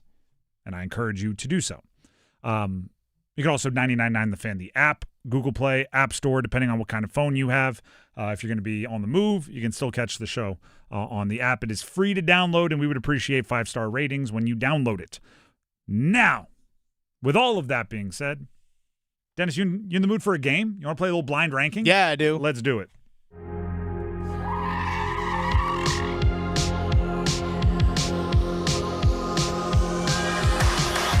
Full-on Carolina Hurricanes here, Tim. Full-on Carolina Hurricanes. They're going to blind rank Carolina Hurricanes players based on this season alone. Okay. Just about how well they played this year. All right. Again, obviously you can factor in expectations for players and, all those kinds of things. But yes, blind ranking, Carolina Hurricanes 2025-2026 season so far as we're less than 3 weeks from the playoffs. I was going to say, I like this because I do think, and really Monday, when we're back from Indianapolis, Monday we're going to have to ramp up the energy. Because it's home stretch. It's final preparations. Let's let T-minus whatever. Let's rock. So I like this. This is good. Make sure we're keeping our eyes on the prize. All right, first name here on the blind ranking of Carolina Hurricanes players from this season, Shane Gostisbehere. Gostisbehere, he does two things this year. People always say, I'm here to, chew bubble gums and kick butt, and I'm all out of bubble gums. He does two things. He misses a couple weeks for minor injuries, and he produces a point a game. That's what he does. Those are the two things this year. And by the way, since returning from his most recent absence, 3 points in 3 games. He is a point per game defenseman, essentially, which is very, very good. I'm tempted to say 1, but I'm going to be a little conservative and put Gostisbehere 2. All right, number 2. Next one on the blind ranking. Again, Carolina Hurricanes players so far this season. You have Shane Gostisbehere. You put him at number 2. Next on the list, Nikolai Ehlers. Ehlers also he has his career high in points now through 74 games? Is that where we're at? And he needed all 82 a few years ago to get to the same level for his career best. So he's at career high or tied career high 64 points, which is same he had in his second season in the NHL. But last year's points per game was higher, but again, injuries kind of factored into that. But he has a career high or tied career high in points, and he set a career high in assists with 40 with his 40th assist yesterday. And you can't do this. I know it's the sports thing. You can't just say but if you take out the bad games, through his first 11 games, he had 4 points, no goals. That if we say, he was with his previous team a long time, and it's a little bit of a shakeup, a little rattled for the first 11 games. He's on 60 points in 63 games since then. That's the good stuff. You're giving me the heavy hitters. I'm tempted to go 1 again. I'm going 1. Ehlers, number 1. Wow, okay. So right from the get-go, you put Shane Gostisbehere 2, you put Nikolai Ehlers number 1, so you have 3, 4, and 5 available in our blind ranking. If you take their most recent 60 games for each of them, I believe they're both point per game players, essentially. 0.96 or something. So, and they are not, the guy, 8.5 maybe, yes, but they're not really paid to be the main producers there. You know what I mean? There's other guys that have higher expectations than them. Okay, so you have Ghost at 2. You put Ehlers at 1, 3, 4, and 5 available in your blind ranking. For the next player on this list, Jordan Staal. Just give me everyone that's on ridiculous pace. Potential Selke winner. Oh man, I just bit my tongue. I was so mad at myself for. He's at 19 now. 19 goals scored now. If it was 20, I'd have to change the rules and move it around. I'll put Staal 3. I'm gonna fill up all the guys at the top. Jordan Staal, completely unrelated to his, actually not completely unrelated, but not 1-to-1 his own production. Think about how much the power play has changed since he just started taking faceoffs. Right? They were not good, and now they're the 5th best power play in the league. And a big part of that is putting the big, grinding center out there. And shout out to Staal. 37 years old, putting up 20 goals. That doesn't happen, potentially, putting up 20 goals. That doesn't happen very often, really, for anybody, let alone for the guys that haven't been elite, top of the line, 30, 40 goal scorers for the 10 previous years. Okay, so I gave you Ghost, you put him at 2. I gave you Ehlers, you put him at 1. I gave you Staal, you put him right there at number 3. So you only have 4 and 5 available. Yep. Only have 4 and 5 available. Next on this list is Brandon Bussey. I'm obviously, if this were a month ago, this would change completely. But I'm fine. I'm putting Bussey 4. Okay. He completely transformed the first half of the season. But there's been a coming back down to earth period here that, maybe the consistency hasn't put him top 3 worthy on this list. So 4 and I have 5 open. I traditionally box myself in the other way in this game where I have just number 1 open. I've gone complete against my normal vibes here, so give me somebody that's not had a good season, Dennis. That's what I'm asking. Okay, so you have number 5 available on the blind ranking again. Just to recap for the people out there. I gave you Shane Gostisbehere, you put him at 2. Correct. I gave you Nikolai Ehlers, you put him at 1. Also correct. I gave you Jordan Staal, you put him at 3. I gave you Brandon Bussey, you put him at 4, which leaves number 5 on the blind ranking of Carolina Hurricanes players this season. Number 5 goes to Sebastian Aho. I'm not as upset with this as I probably should be, but I think part of that is because I have astronomically high expectations for Sebastian Aho, and I'm taking that into account. For example, I've been charging pretty aggressively that Sebastian Aho post-Olympic break should be 1.25 points per game, which would be way above career averages and season highs and all that. But I still believe that should be the expectation. I think he is at that point in his career where it's time for like the fully formed top evolution of Aho's game. And he's at like 1.07, I believe, 1.06 since the Olympic break. So that's not good enough for me. So also, I'll put him 5, but it's also part motivational. It's part motivational. You want a I don't know why I'm coming up with a lot of Michael Jordan stuff. Yeah, he has 18 points in 17 games. Correct, which I think is 1.06 roughly. But he has been a point per game in the last 3. You ready for a real, like, I'm going to ruin some lore here. You know how Michael Jordan got cut from his basketball team in high school? Well, yeah, he got put on the JV team. Yeah. Because he was like 5, like my height, 5'10". Not even. Yeah. But you want to know the real story there? They were returning like 14 guys to varsity that year. Also, freshmen were not at that high school, so he was essentially new to campus. So he was coming from middle school. They were returning like their entire varsity team from a pretty good team the year before, and 1 billion guards. There was one sophomore that made varsity, and he was 6'7", and Jordan did not. But guess what? The head varsity basketball coach took time to individually train Jordan every single day. He was training him and shooting with him every single day when he was on JV. And people are like, wow, this coach cut Michael Jordan. It's like, no, turns out he had 1 billion senior guards from a good team. He had a skinny, small sophomore who he saw the potential in, and he put him on JV to motivate him and worked with him individually every single day. So Sebastian Aho, you're not the 5th best player on this list. You're not having the 5th best season. I'm putting you down there and then showing you all the individual attention that you need so you can level up and go on to be the best basketball player to ever live. Hockey player. You know what I meant. My blind ranking goes just Hurricanes players, how this season has gone for them. Ehlers 1, Ghost 2, that's Shane Gostisbehere. Jordan Staal 3, Bussey 4, Aho 5. I understand it's probably not the like crowd favorite, but I don't hate this the way this list broke down at all. Dennis, with the gift of vision, right? I had to do it blind. You get to do it with sight. How are you ranking the season from those 5 guys? It's actually a little bit more difficult than you think, because again, you talk about what players are expected of them and so on, and the fact that for a player like Jordan Staal is producing more offensively than you expect. So I would actually probably go with, and it could be recency bias for me because Ehlers has been really good, heater, like right now, and I'm just like, that guy's awesome. Again, we're also talking about the entire season here, so I will probably go with Aho 1 because he is one of your leaders in points, and I'll probably put Ehlers 2. I will probably go Staal 3. I'll probably actually go Gostisbehere 4 just for the simple fact that just the injuries. He just hasn't been playing a lot, which is just unfortunate. And then I probably would go Bussey 5.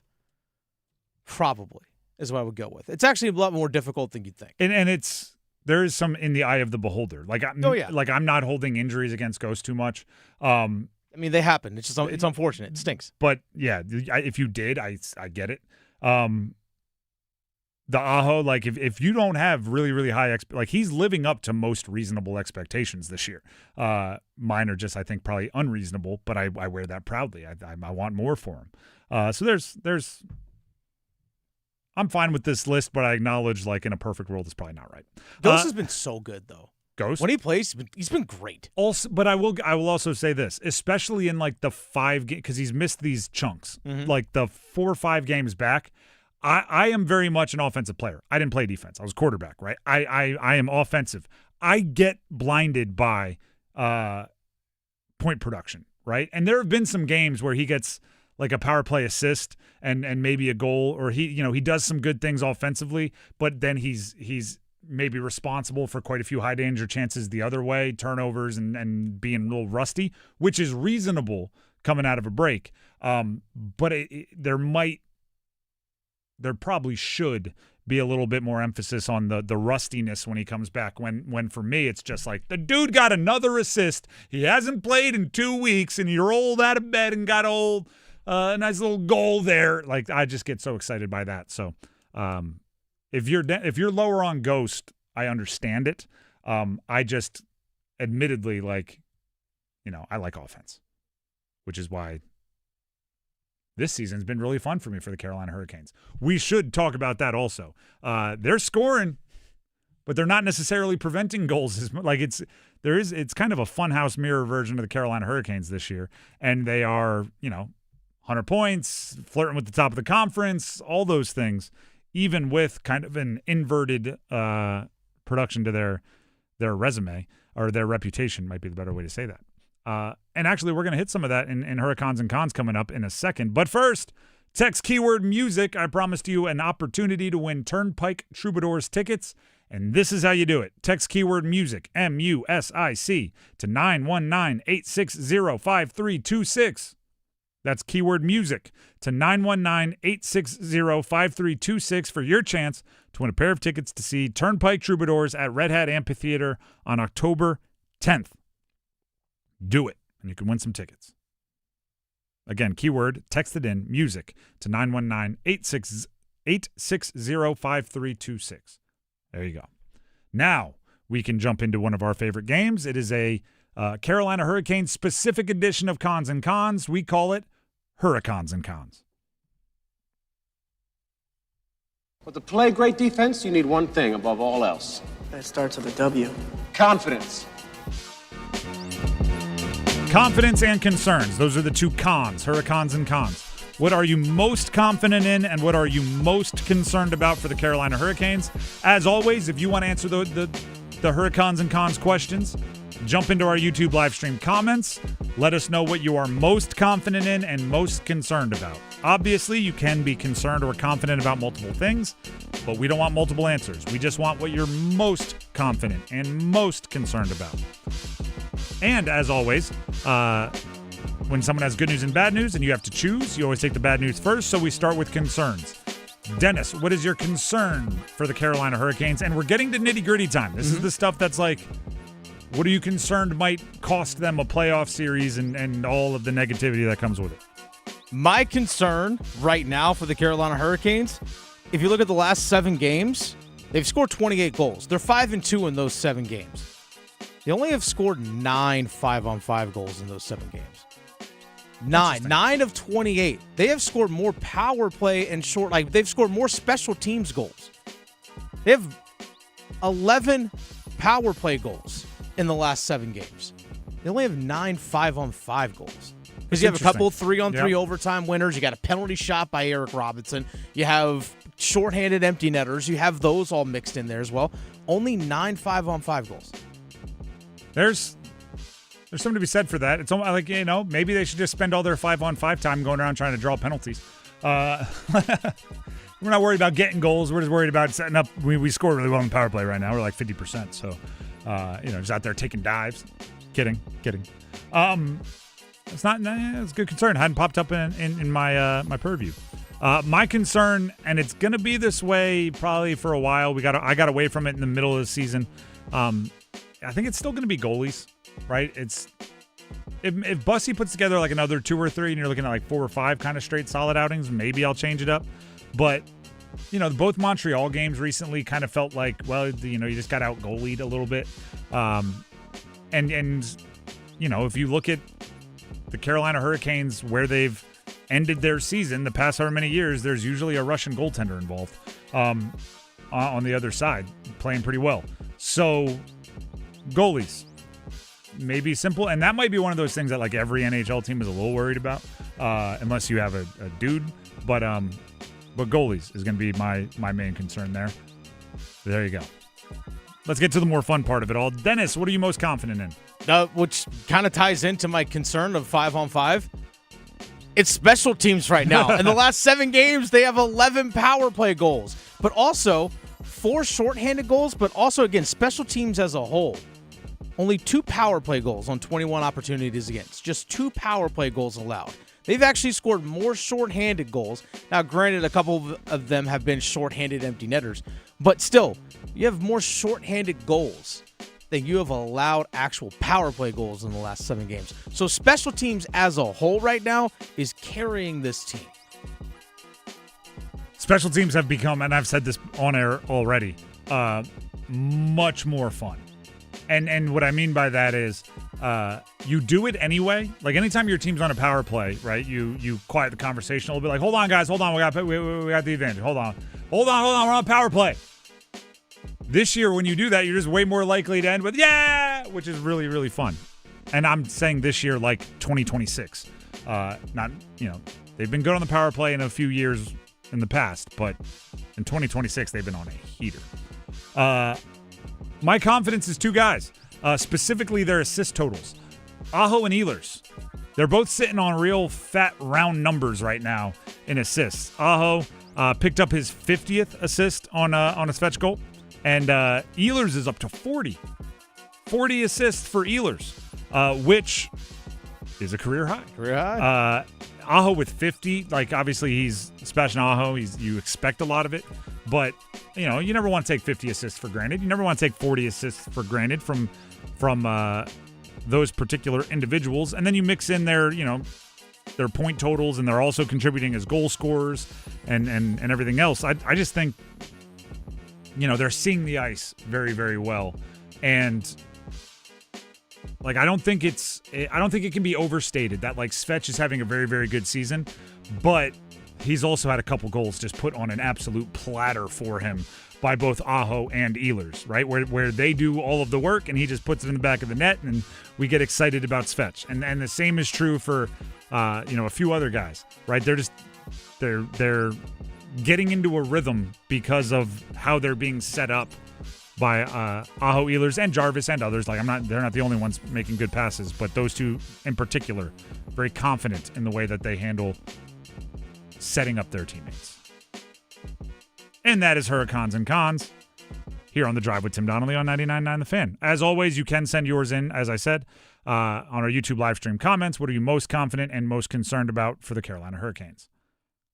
Yonk says this. Okay, let's go. Good, power play and PK. Bad, finishing 5v5. And that's even more specific than what you were getting into. Mm-hmm. But you're right, because it's very Canes, but they do have a lot of chances where you're just like, that should have been 3 goals. Instead, it's, you're down 1-0. It happens a lot. So I'll agree with that. There's one other thing I want to talk about here, and this is for the Campbell Camels community, pretty breaking news. John Andrzejczyk, the coach who this past year was in his first year as the head coach of Campbell, he's leaving Campbell, okay? Which, if you're a Campbell fan, that should bum you out, because I think Andrzejczyk's a really good coach, and they had a good season this past year.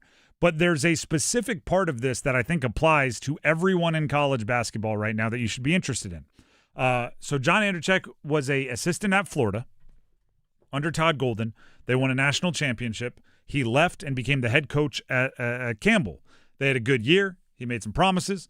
They invested some. They played a brutal schedule, which made me think Andrzejczyk was gearing up for the long haul, right? It's like, take a whole bunch of pay games where you're getting couple $100,000, $500,000 to go lose in someone else's arena in his first year where he had some job security, and then for year 2, you can spend that money, right? That's where the good stuff comes in. He's leaving to go be an assistant at Louisville. That in and of itself is, could have just been business, right? Could have just been, he was given a chance as Dennis and I were talking off air. Like maybe he was given a chance to be a true number 2, right? Like he's going to be the associate head coach and learn everything from Pat Kelsey. He is actually going to be the associate head coach. There you go. So that could have been it. And it would feel kind of icky, right?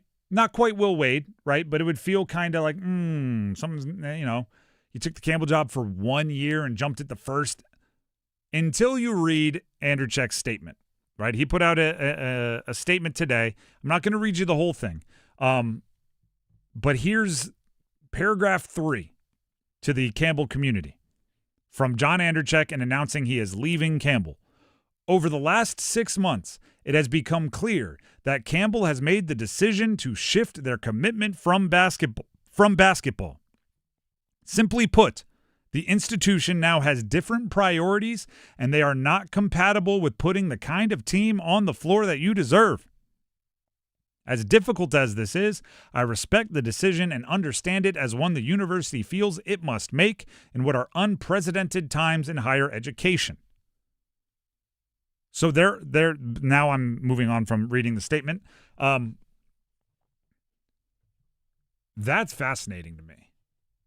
Because Campbell at times has been a very good basketball program, right? They have had individual players, and they've qualified for the tourney, and they've done things that have probably made Campbell more famous and more known as a countrywide university.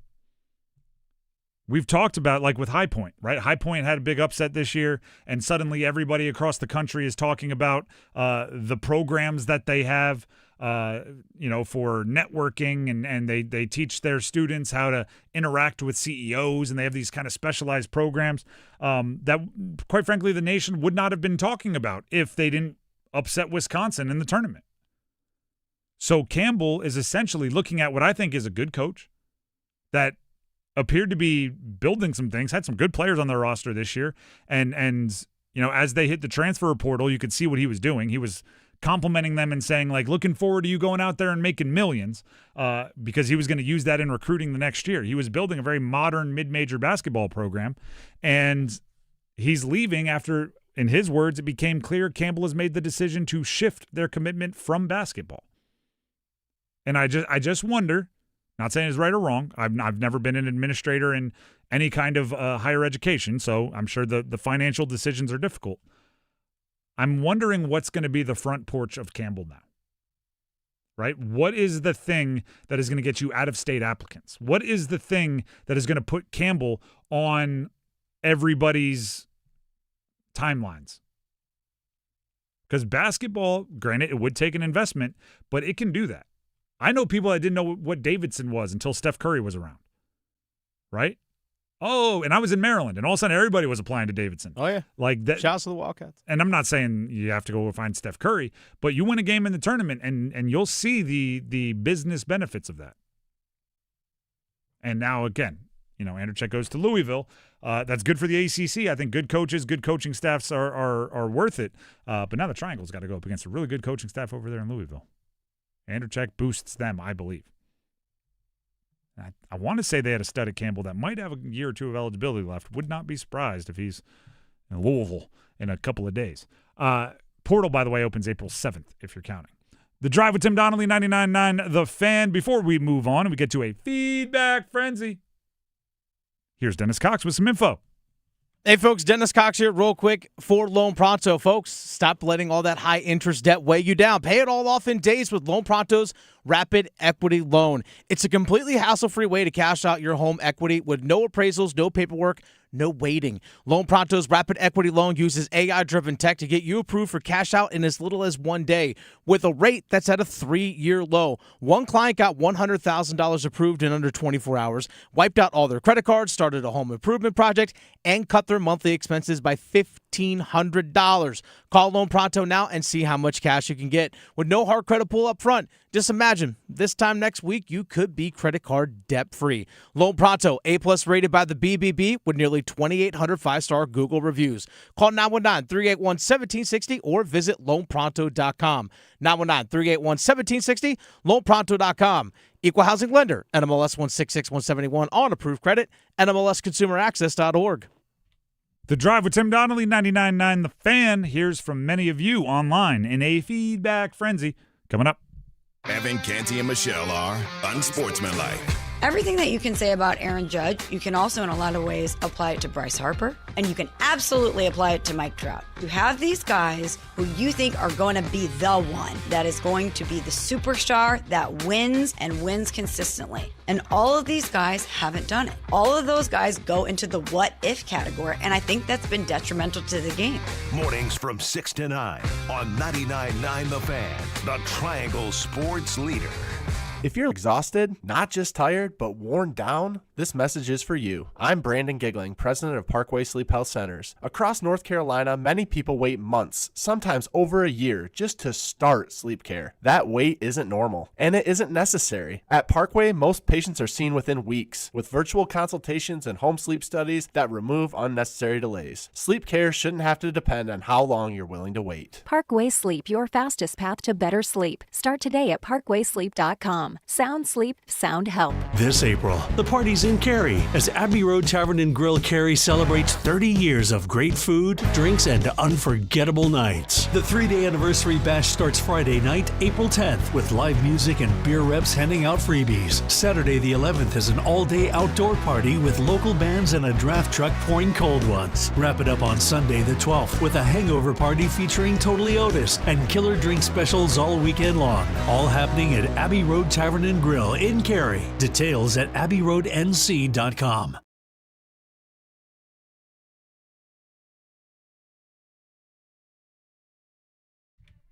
This is The Drive with Tim Donnelly, 99.9 The Fan.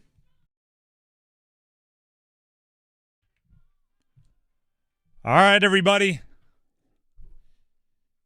We talk about a lot of things on this show. There's been a ton of action in the sports world. The has not been difficult to come up with topics the last few weeks here on the show. There's been coaching changes. There's been postseason college basketball. There's been obviously the Canes have been playing all along. There's the NFL draft is this month. We are in April. There's an insane amount of just action. And because of that, we talk about a lot and we ask you to respond a lot, right? YouTube comments and things like that. So to bring your comments to life, we bring them on air in a segment we call a Feedback Frenzy.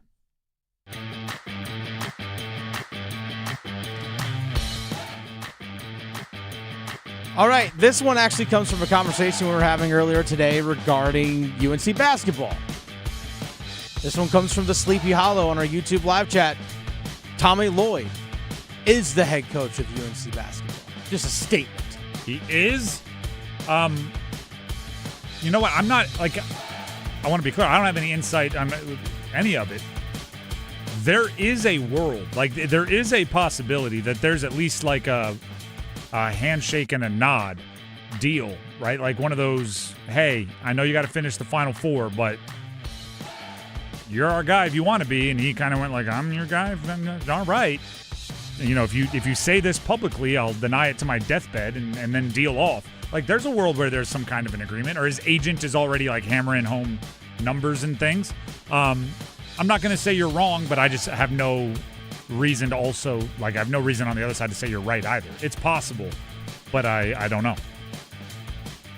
All right, on the conversation we had earlier, speaking of Tommy Lloyd, if you're a fan of UNC basketball, are you rooting for Arizona to lose so that way the process gets started quicker for Tommy Lloyd to be the next basketball coach if he is coming from Arizona? Or do you want him to win?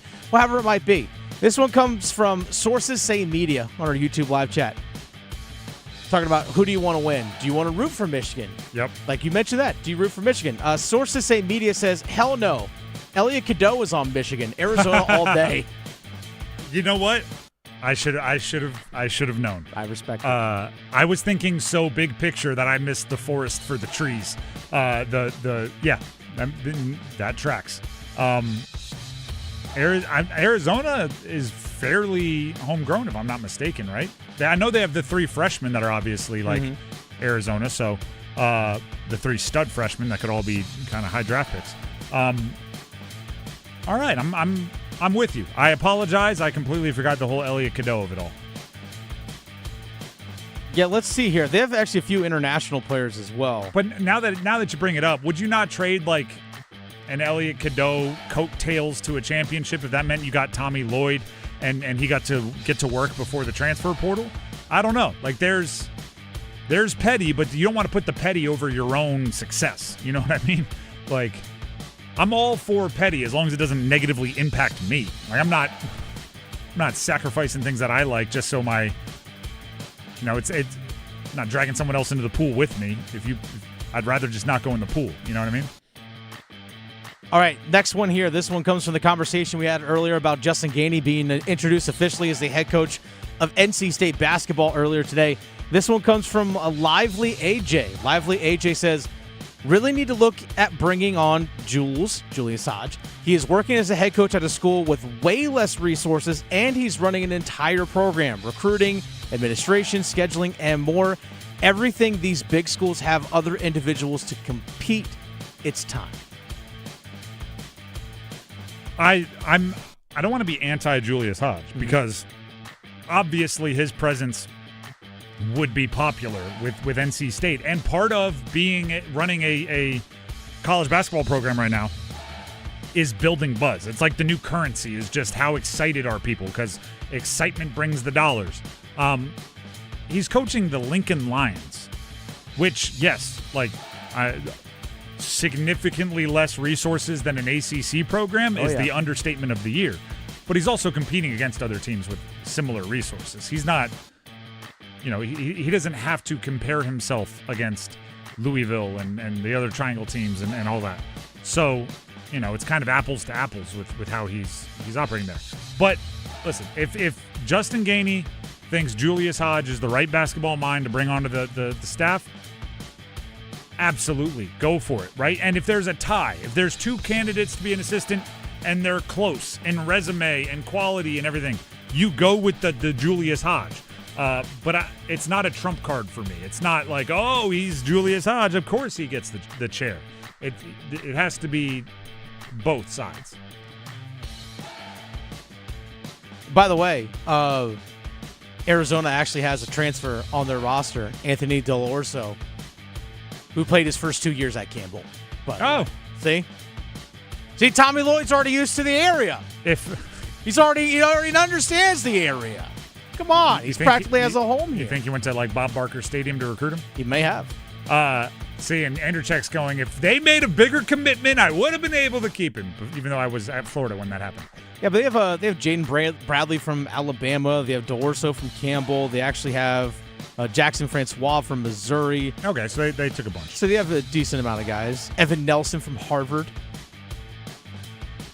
He must be a smart player. Probably is. Really heady. Yeah. Coach's son out there. I know nothing about the player. I don't know either. Making... on our YouTube live chat earlier when we were having a conversation again about Justin Gainey being hired as the head coach, we haven't played this audio soundbite yet, so I think it'd actually be a good one, but Adam Ridge says this: Boo Corrigan's moral compass comment was great. I think Will Wade's compass has a magnet stuck to it. And speaking of that comment... Can you play it? Yeah, we can go ahead and play it here for you. This is earlier today, Boo Corrigan, when asked about the rebuilding trust with fans who felt they were maybe let down by previous head coaches. We're here today to celebrate a new leader of this program who has everything that we need and has the right moral compass for this fan base, who understands what NC State is all about, who truly is going to take pride in the name on the front of the jersey. I mean, you know how... if you're a comedian or a musician or something and you walk into a big crowd, you can just kind of go if you're in Milwaukee, I love Milwaukee. And everybody's, ah! After what Will Wade did, Boo Corrigan could have just walked in there and leaned into the microphone and went, I like integrity. Yeah! It was such like a, I don't want to say, it's not a cheap applause, but it's a guaranteed applause. It's like, hey, if things go sideways out there, you could always just talk about morals and people are going to go wild. And yeah, like the moral compass line was a very good one. I think it could have been simpler. And it's as long as you used ethics, moral integrity, honor, any of those words, Place would have eaten up everything that he was saying, and rightfully so. All right, yesterday we had a conversation when we were at Durham Bulls Athletic Park for the Bulls home opener. We had a conversation about Jonathan Brooks, the running back for the Carolina Panthers, about what can you actually hope and expect from him this upcoming season. This one comes from You Got Sealed. Profile picture is an actual seal. I think that's actually great. Oh, I was thinking like Kissed by a Rose. No, well, You Got Sealed. Maybe that too. Jonathan Brooks, his talent was off the charts in my book when he could do it, again, before the injuries. I'm not sure what he has in store or not after all this time.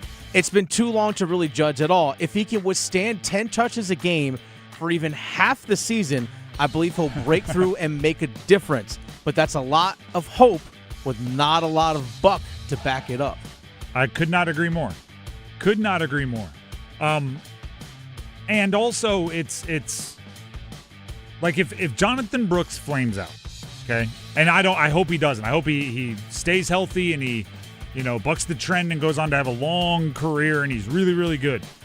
If he flames out, he becomes like a cliche, right? He's going to be the guy saying like, I would have been something if I didn't blow out my knee, right? Which is what every athlete that didn't turn into anything as long as they had some kind of an injury says. He would be like the one guy going, no, but really, no, seriously, guys, I was really good and I got hurt, right? I'm not the guy who would have not been, I would have gone D1 if I didn't blow my knee out senior year. And it's like you averaged 12 yards a game. Like, no, you would not have, but I did hurt my knee. Like Jonathan Brooks, if he goes on to have a long career, is great. He overcame great odds. If his career doesn't go the way it should, I don't think it's like, gosh, that guy was never good enough. It's just injuries caught him at a really, really bad time. And that's just a brutal way to go through your sports career.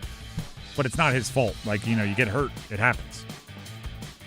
All right, another one of those along that same conversation. This one comes from DeLeo Stones. DeLeo Stone says, I love to have hope. I truly do. But he has Eric Shelton written all over him. Not many will know, but Eric Shelton. I probably typed in Eric wrong. Or is he talking about the... Oh, wait, there's an Eric Shelton, a Panthers running back. Yep. There's also an MMA fighter. Yes. Eric Shelton was a second-round pick, 54th overall out of Louisville for the Carolina Panthers. Let's see what his career... And he had 9 games played, 8 carries, 23 yards, no touchdowns in his career. I assume there were some injuries that happened there. Yeah, he was placed on injured reserve at the beginning of the 2025 season due to a broken foot. 2005, I would assume. Oh, yeah, I'm sorry, 2005. My apologies. He was drafted in 2005. Yep. Well, you know what? I don't want to be negative or anything like that.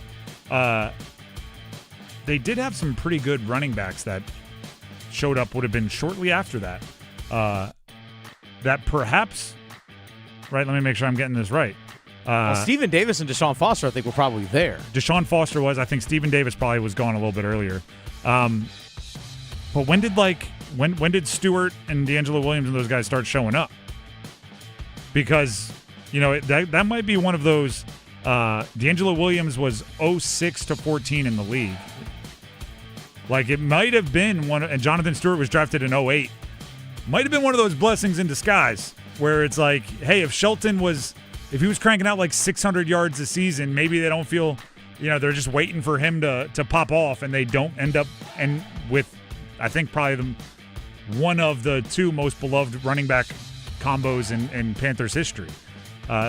So, sometimes your bad luck is hiding you from worse luck. Bad luck for Shelton, though. That does stink for him. Stephen Davis was in Charlotte for the Panthers 03, 04, and 05, those 3 seasons. So even during that third season, it's like, okay, this might be the replacement for Stephen Davis because Deshaun Foster was with the Panthers from 02 to 07. Yeah, so he was drafted to be probably what like Jonathan Stewart and D'Angelo Williams ended up being. So maybe, who knows? Yeah, again, sliding doors moments on those things. You never know. Butterfly flaps its wings. You know what I mean? You never know what it's going to change.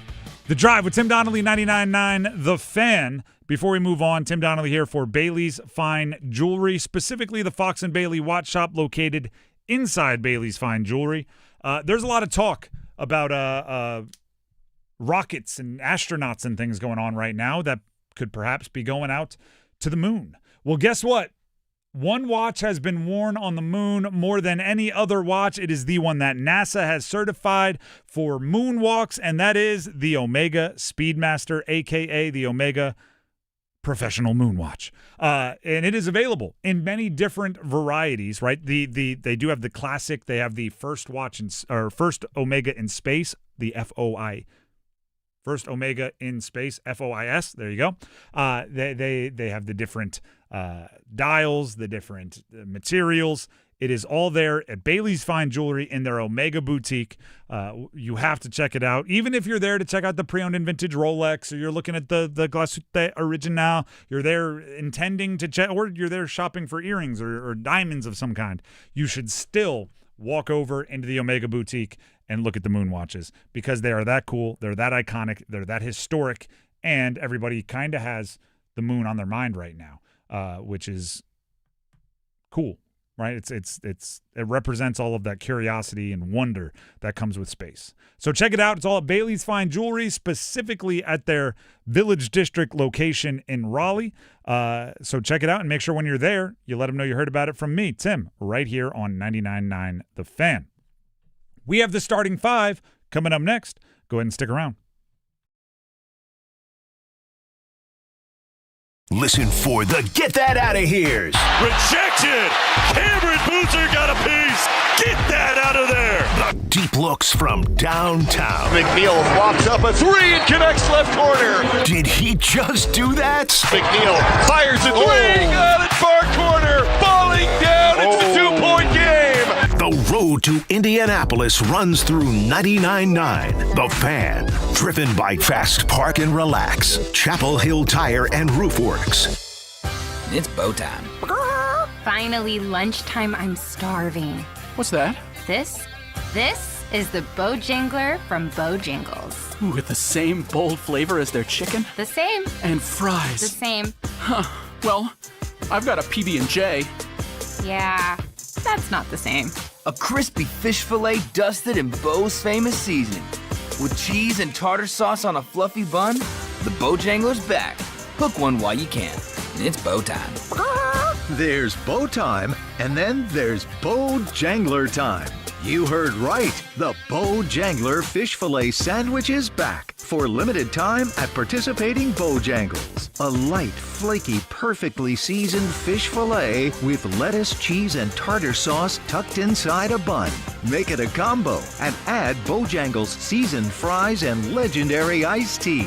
Hungry for Bojangles but in the mood for something different? Then it's Bojangler time.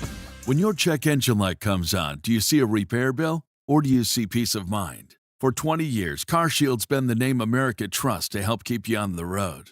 While other companies stop covering you when your car gets older, CarShield offers protection plans up to 200,000 miles. With over $1 billion in claims paid, we don't just promise protection, we deliver it. Don't let a breakdown break your budget. Get the flexible month-to-month coverage you deserve. Go to CarShield.com.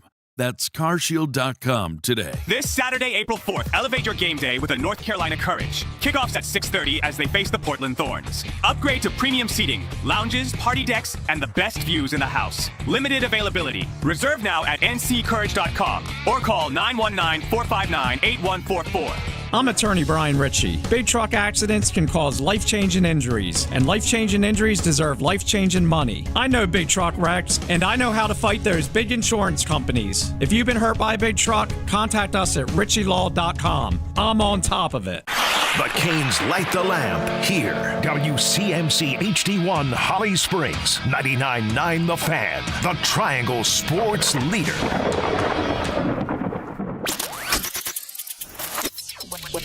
I'm WRAL meteorologist Kat Campbell. It is a warm evening across the area. Tonight will stay mild all night long to 62 for the low with a 20% rain chance. Thursday, 85 degrees under partly cloudy skies. We're back in the mid-80s again on Friday.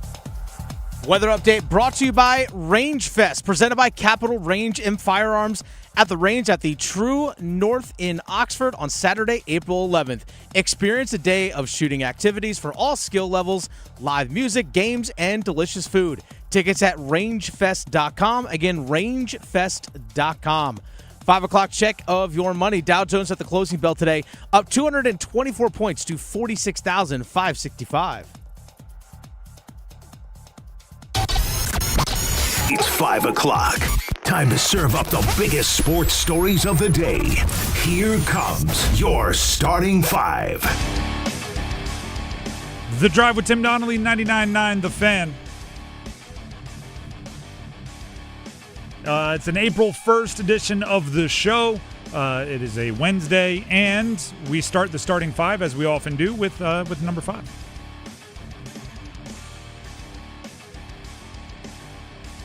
Count them. 1, 2, 3, 4, 5. Mike Krzyzewski taking the Carolina head coaching job. April Fools. Be on the lookout today, everybody. Be on the lookout. Do you know what actually I think April, do you know what's ruining April Fools? And I'm a fan of harmless jokes on April Fools. I don't like the ones where it gets real serious. But if you want to hit somebody with, something, hey, there's pizza in the break room, and they walk down there and there's no pizza, I think that's good laughs. I think that's good laughs. I don't know. There might be fights from that, just to let you know. If you're fighting over that, I'm watching the fight. I'm not doing it to like Nick Delorier. Like there's oh God no. There's levels to this. I'm not doing it to somebody that I can outrun. I'm fine with that. But do you know what I think is ruining it? Like even those April Fool's bits are like all these like fake Twitter accounts and all these people that are like all the YouTubers that think it's hilarious to just pull off pranks that are just being mean. And then they're like, relax, bro, relax. It's a prank show. And I'm like, no, you don't get to just be mean and then say, there's a camera over there. It's all okay. It's like, well, now I'm on camera being insulted. This is even worse. Like 10 years ago, or actually even 5 years ago, when Roy Williams announced that he was retiring on April Fool's Day, I probably would have fallen for something like that, right? It's like it wasn't so common to have like Adam Schefter's Twitter handle and then have 100 people where like it's Adam Schefter, but the T is a plus sign, Adam Scheffler, the Adam A-T-E-M Scheffler, like they're like. Now, everything I read on the internet or everything someone tells me, my first thought is like, well, let's make sure we go confirm this. Yep. Even if somebody tells me something in person, I go like, well, where'd you hear it? Did you read this online? Because my first thought is if it's truly like surprising news, something that would be a fun April Fool's prank if they believed, I probably don't believe it even on like April 4th, let alone April 1st. So it's kind of a bummer, right? I remember actually being on air 5 years ago when the Roy Williams thing dropped. So I remember sitting in the exact chair that I'm sitting at right now. And because, again, people were just flooding out there like, whatever, this kind of deal. And we're like, Roy Williams is retiring. We're like, yeah, okay, that's a good one. And then we actually get like word from people at North Carolina saying, no, this is real. There's a presser at this time. And we're like, oh, wait a second. You're not BSing us. This is a real thing. Well, even like yesterday on the show, if you were listening, I'll put my hand up. This was not necessarily the best way to have good radio. We talked with Mike Burling, Vice President CBC Sports. We were at the Durham Bulls home opener, and I asked him, were there any rule changes that the Major League Baseball, MLB, was going to be auditioning in AAA this year. And he went, actually, yes. In the second half of the year, we're going to be moving second base and a little closer to first and third. And the rest of the interview, I don't think I was very good because I just didn't I thought he was pulling an early April Fool's. I was going, hey, I just want everybody to know my antennas are up. Baseball has been 90 feet every base for 200 years, and I don't think they're changing. Turns out he was being 100% honest, and Mike Burling would not do that to us. He's a really nice guy, friend of the show. And Dennis and Mike, like during the commercial break and off air a little bit, they went off to the side while we continued the show and talked a ton about the rule changes and why they're doing it and everything. And I was going in my head, I probably should have asked some of these questions that they're talking about now, but I was just so into, you're not going to get me, Mike. Yeah. Not going to fall for it. There's no way they're moving second base. The second half of the AAA season, they're 100% moving second base. Yes. So he was trying to tell me, he's like, yeah, we're going to wait and see what the big league club, in terms of their front office, says in terms of how to approach this. Like, hey, do you want us to steal more? How do you want us to position our infield? Those kinds of things. So that way they can gather information and learn about it as well. So it's just kind of fascinating, that whole thing was. I thought, like, wait a second, you're actually going to change the position of second base, like where the base is actually located on the field? Yes. Oh, okay. So even when it wasn't quite April 1st and it was actual news, I was still all over it, which means it's much more difficult to get people on April 1st than it used to be. Much more difficult. Shout out to Mike, by the way. Yesterday was a great day at the ballpark. Great atmosphere. I know the Bulls didn't pull out the win, but my son celebrated his birthday there. We had a great time. Did the whole deal, and Durham Bulls are great time. Check out the Fan Zone, by the way. 99.9 the Fan Zone. Down the third base line. $9.99 tickets on Tuesdays. Fan Zone. Check it out. That's number 5. How about number 4? 1, 2, 3, 4. All together.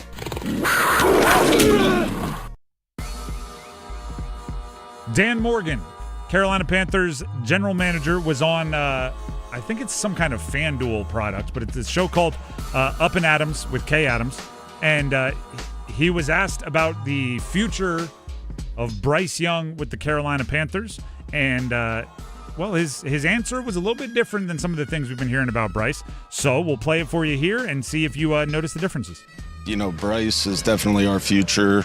We have a ton of belief in him. I think you can see by what we're doing around him. We're building around him and what he does.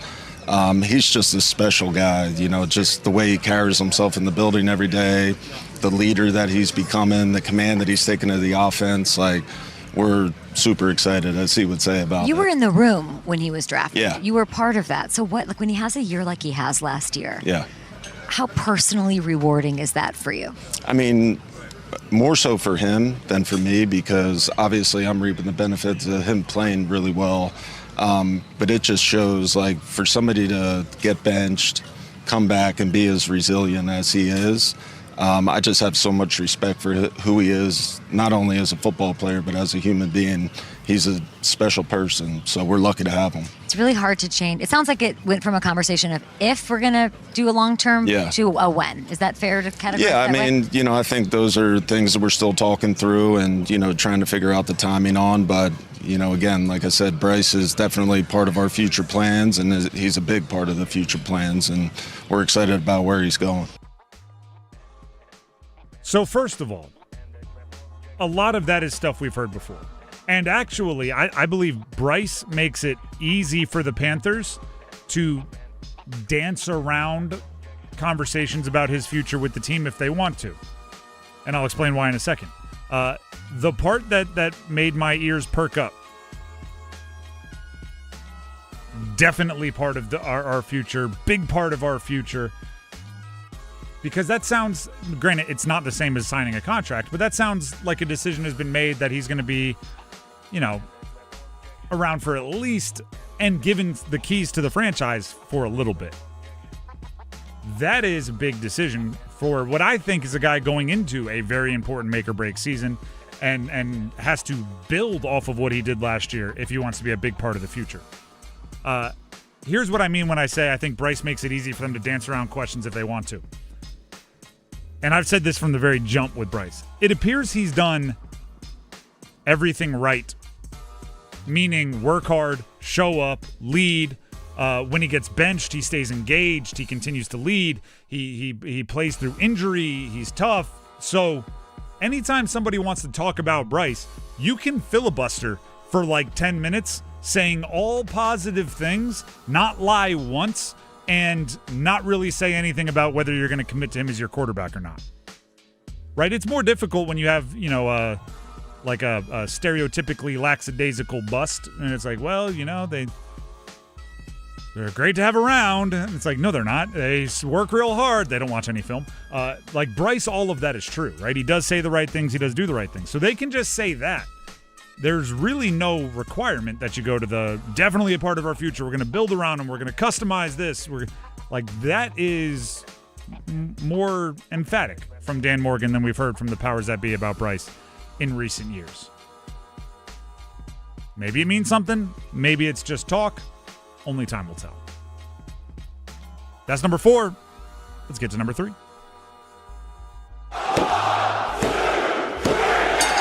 Looking for Trimble. Instead has to go high post to Vasar. Back to the basket. Vasar's just going to turn and shoot it. Yes! Vasar for 3. All right, everybody.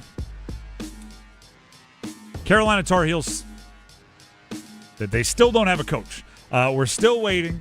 They're still waiting. The fans are still waiting. All of it, the waiting is still going on. April 7th becomes a very interesting date for Carolina. It is April 1st today. April 7th is when the transfer portal opens. April 6th is the national championship game. If you wait for Tommy Lloyd, which is, I think, and Dennis, correct me if I'm wrong here, it seems like the fan base has resigned to the fact that it, or even emphasized the fact that it's one of two guys. It's Tommy Lloyd or Billy Donovan. Yeah, that's what it feels like. Billy Donovan, if he wants to coach the rest of the NBA season, April 12th, I believe, is the last regular season Bulls game. Tommy Lloyd, if he wants to finish out this run with Arizona, which he definitely does, they play on, Saturday? And they play the late game. And if they win that, they would play on Monday, April 6th. April 7th is when the portal opens. Now, is it an absolute necessity that you are already named, already introduced as the head coach of the Carolina Tar Heels when the portal opens? Obviously not. But if you want to be at the starting line of the race, you got to be there April 7th, right? You can win the race getting to the starting line after everybody else, but you're going to run a lot faster. Like, you're at a disadvantage if you're not there when the portal opens. And it looks like they're not going to, if it's one of those two guys, it looks like they're not going to have their coach when the portal opens unless Tommy Lloyd and Arizona lose to Michigan on Saturday, and then they work very quickly and perhaps have the introduction on Monday, and then he has 24 hours getting to the portal. Because, let's be real, and this is out of respect to Carolina, you only need one call to a guy to potentially hold things up if you're Carolina. Like if Tommy Lloyd, if Billy Donovan, if whoever gets the job right before the portal opens and they can make calls, all it takes is, please, give us one more day, right? We're figuring things out here, but we're going to have an offer. It's going to be worth your while. And oh, by the way, we're the Carolina Tar Heels. That's probably enough for most recruits to go, hey, Louisville, hey, Missouri, hey, wherever they're getting the biggest offer, I need 24 hours. I want to think it over with my family. In actuality, they're just going like, I want to hear what Lloyd says. Because it's Carolina, right? That's a benefit. But if you don't have it April 7th, if there's nobody to call and make that request, players aren't going to wait for you, right? They're not going to go, I hope the next Carolina coach wants me. And because of that, I'll leave a $2 million offer just hanging in the breeze. If the Carolina coach calls and says, I do want you, give me a minute, they might leave a $2 million offer flapping in the breeze. I don't think they do it for just a hope. So, April 7th, very important day for Carolina. You think he hits up Henry Vasar and be like, hey, man, just like tell everyone to stay. Just tell everyone just to chill. Just tell everyone to stay. Well, that's hitting some people up saying, hey, just let you know. He knows, or Caleb Love. He knows some guys with some Carolina ties. I was thinking because he coached Vasar at Arizona. Yeah. So they know each other. There could be some backdoor channeling going on. Let's not pretend like, tampering is something that never happens. We know about every single interaction that's ever taken place between a coach and a player at another school. That would be a lot of clandestine operations, though. That would be Tommy Lloyd probably having someone else call and going, you did not hear it from me, but I'm telling you. You don't want to accuse. I'm joking. That's not an accusation. That's just Tommy Lloyd completely out of it. It's just how college sports kind of go. Don't shoot the messenger. That is number 3. How about number 2? Just the two of us. Ehlers, side of the net, Jarvis. Back for Ehlers. Gostisbehere, he scores! A power play goal! 7 straight games with a power play goal. Shane Gostisbehere lights the lamp. It's 1-0 Carolina. Carolina Hurricanes won last night, 5-2 against Columbus on the road. They play Columbus again coming up here tomorrow, right, at home. So they'll get a little run it back, right? Like it's pickup basketball. You guys want to run it back? Let me get some water first, then we'll run it back. 5-2, good score. I wrote down my questions, Dennis. You want to run through them again like we did yesterday? Go. Is Bussy back? He might be.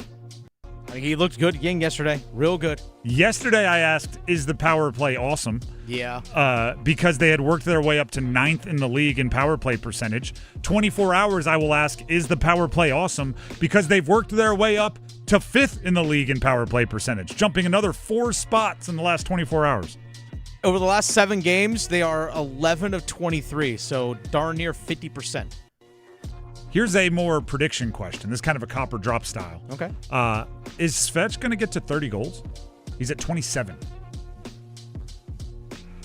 30 is a nice round number that would feel very, very... 8 games left in the season? Probably. Depending on... And by the way, they might be gunning with Tampa for that number 1 seed all the way to the end, so maybe we don't get those 1-2 games of rest. I would not be shocked if they value the rest going into the playoffs. Okay, so of the 8, say he's got 6. I say 5. 5? 5? That's tough. 30 is nice. 30 does look really, really good. The way this power play is going, yeah, give it to me. He'll have 30 by the end of tomorrow night. Okay. Hattie, let's go. Okay. Let's go, Hattie. Next Natural question. hat trick on the power play first period. Book it. Yeah, I bet you get some good odds. Yeah, right. Retire the grandparents. How unreal of a season have injuries taken from us with Shane Gostisbehere? It's amazing what he's been doing this year. It's like per game, he is up there. It's a noticeable difference when he is out there on the ice playing. Just the way he's not just obviously the points and stuff matter, but the way he's able to carry and transition the puck and things along those lines. It's just he's been great in that regard. He really has been. Per game, he is sitting at 0.96 points per game. If I'm not mistaken, his career high prior to this was in 64 games played in his rookie year, 0.72. He's at 0.96, which leads me because he had another goal last night. By the way, congratulations to you for first goal scorer predictions. Thank you. For more details on that very game, and I'm sure Gostisbehere will be mentioned, here's 2 minutes of gold all about the Canes win from our friend Adam Gold.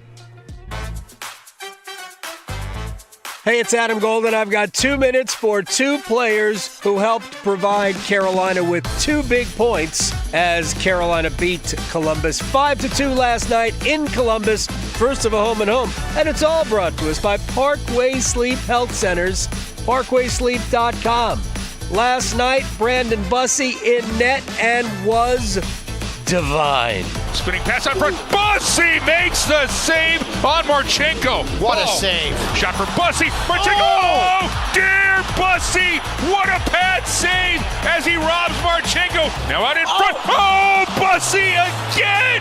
That's his best save of the night on Monahan. 23 saves, second straight really good start. Hope to see him again tomorrow night. when the Blue Jackets pay a visit to Lenovo Center to wrap up the season series. Who knows? Carolina might even clinch a playoff spot if they can beat the Jackets for the second straight time. But Bussey was dynamite, and just maybe he is coming around and being the Brandon Bussey we had before the Olympic break. I'll tell you who else is absolutely on fire. Nick Ehlers has touched the sun, ladies and gentlemen. He already had a goal and an assist, and then this to make it 4-2. Aho back for Ehlers. He'll go across, they score! Nikolai Ehlers with another brilliant pass, and finishing that is Andrei Svechnikov from the ring, and it's 4-2 Carolina. It was a Svechnikov goal, but you heard Trip Tracy laughing because the pass was stupid. It was so quick and so deceptive, right in the wheelhouse. Andre could not miss. That made it 4-2, and that basically ended the game. Ehlers, 21 points in 17 games since the Olympic break, and Carolina's power play, oh my Lord, it's nutty. 11 of their last 23, 30.4% in their last 48 games, 5th overall in the league. Just think how good they'll be when the power play coach gets here. It all added up. 2 points.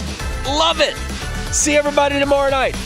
Parkway Sleep Health Center. Sound sleep, sound health, sound off for the Bussey and Nikki show. Thank you very much to Adam for 2 minutes of gold. That was also a part of number 2 in our starting 5, and now it's time for number 1. The one!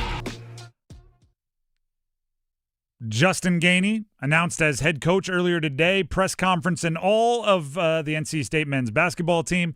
And addition, we'll play some audio for you, just a quick bit of audio from his introductory press conference. But I do have some more details for you. Brian Murphy, WRAL investigative reporter, friend of the show, tweeted this out, reported this. You can check out all his work on WRAL.com. NC State head coach Justin Gainey, base salary, $1.785 million, plus $565,000 in supplemental compensation. The base salary goes up $35,000 each year, and supplemental goes up $65,000 each year. So the supplemental usually comes from like doing the coaches show, like the Wolfpack Weekly, those kinds of things. That's where a lot of that money comes from. Camps and things. Camps, and sometimes it actually does come from, like, they're an Adidas school, so Adidas sometimes will supplement those kinds of things. So without doing like the live on-air math that gets me in trouble a bunch, we'll roughly call it almost $2.5 million per year. Yeah, 2.3, 2.4. Going up about $100K each year. Yeah.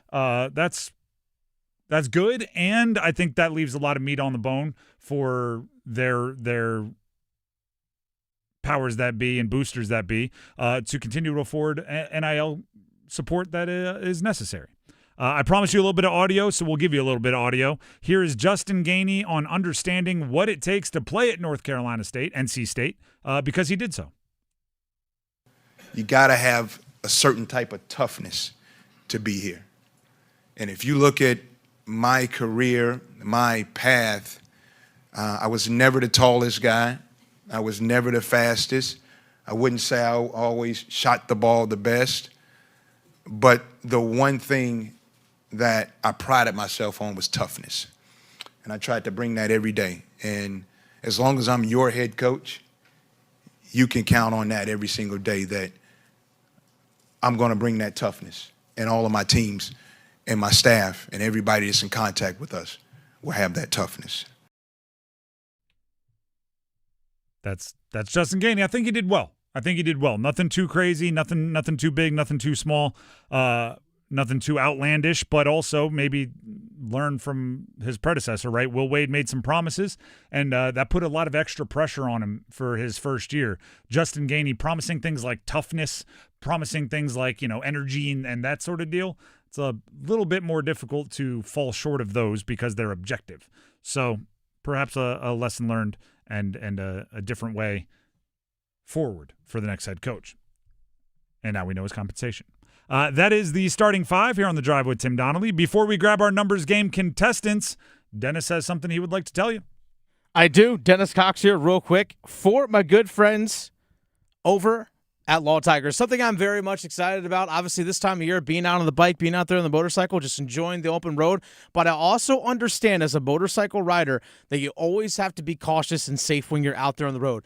As they teach you as a motorcycle rider, always have an out, always have an escape, because you never know when there's someone that's going to cut you off. There might be an animal that runs down the road. You always need to have an escape, if not two escapes, two or three outs if you can, in order to get yourself out of danger. But sometimes things are inevitable. Accidents do happen. And if you're injured in a motorcycle accident, this is where Law Tigers comes in.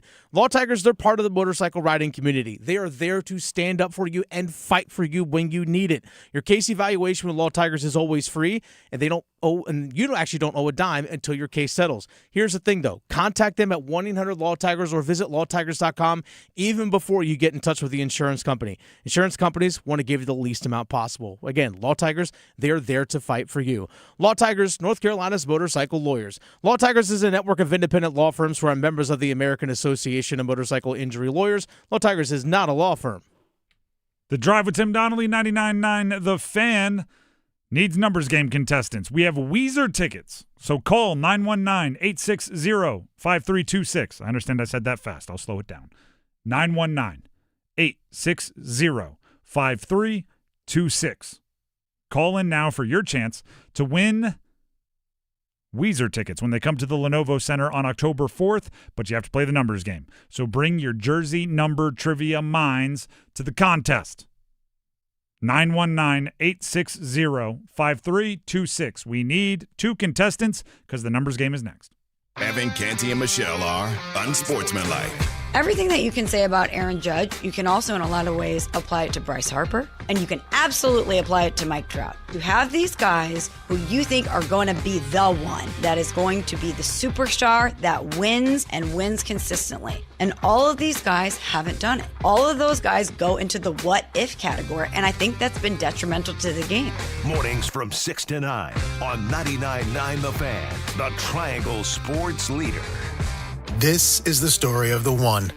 As a maintenance tech at a university, he knows ordering from multiple suppliers takes time away from keeping their arena up and running. That's why he counts on Grainger to get everything he needs, from lighting and HVAC parts to plumbing supplies, all in one place. And with fast, dependable delivery, he's stocked and ready for the next tip-off. Call 1-800-GRAINGER, click Grainger.com, or just stop by. Grainger, for the ones who get it done. Drivers who switch their home and auto with Progressive could save money and time. Other things try to do this, but they really don't. Like the touchscreen at fast food places. It's not like you save time because it takes you longer to use a touchscreen than, I don't know, someone who works there. And another thing, you'd think it would save money because they're not paying a cashier, right? But no, same price. Also, why is there an option to tip? Who am I tipping? Exactly. Anyway, even if you can't save money and time with some things, you could with a Progressive home and auto bundle. Progressive Casualty Insurance Company, affiliates, and other insurers. Not available in all states or situations. Indeed presents hires you can't afford to get wrong, like a warehouse operations manager. Where are the forklifts? Sold them. Too expensive. We're using scooters now. So you expect us to move a 2-ton pallet on a scooter? Just lean into it. Put your back into it, people. This is the job for sponsored jobs. This is what happens when you don't sponsor your job on Indeed. Next time, get matched with quality candidates with Indeed sponsored jobs. Visit Indeed.com/hire now and sponsor your job today.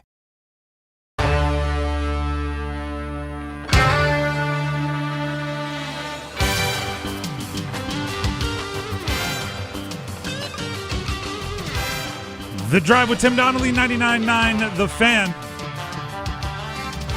It is time to play the numbers game.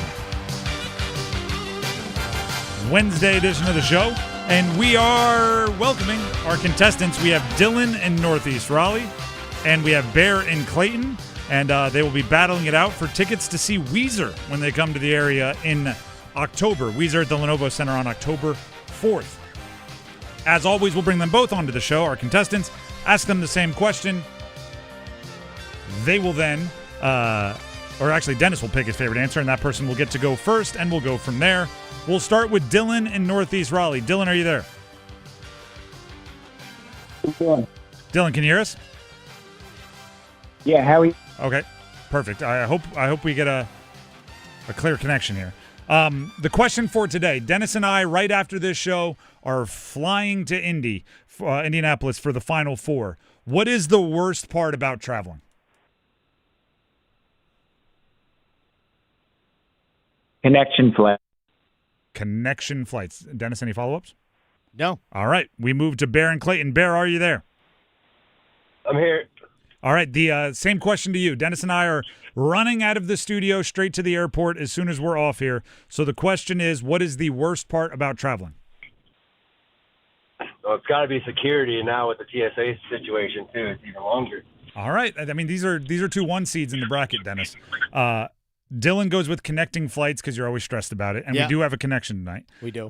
Bear goes with security, which is very topical because apparently TSA is in a tough spot. Yeah, this is not easy. Not an easy one at all. Because even if you're flying direct, you still might get stuck with TSA. True. And having to fight through that, or that mess, I should say. So I'm going to go with Bear on this one. I'm going to go TSA. All right, so Bear gets to go first. Don't worry, Dylan. You will have your chance. Just have to sit on hold.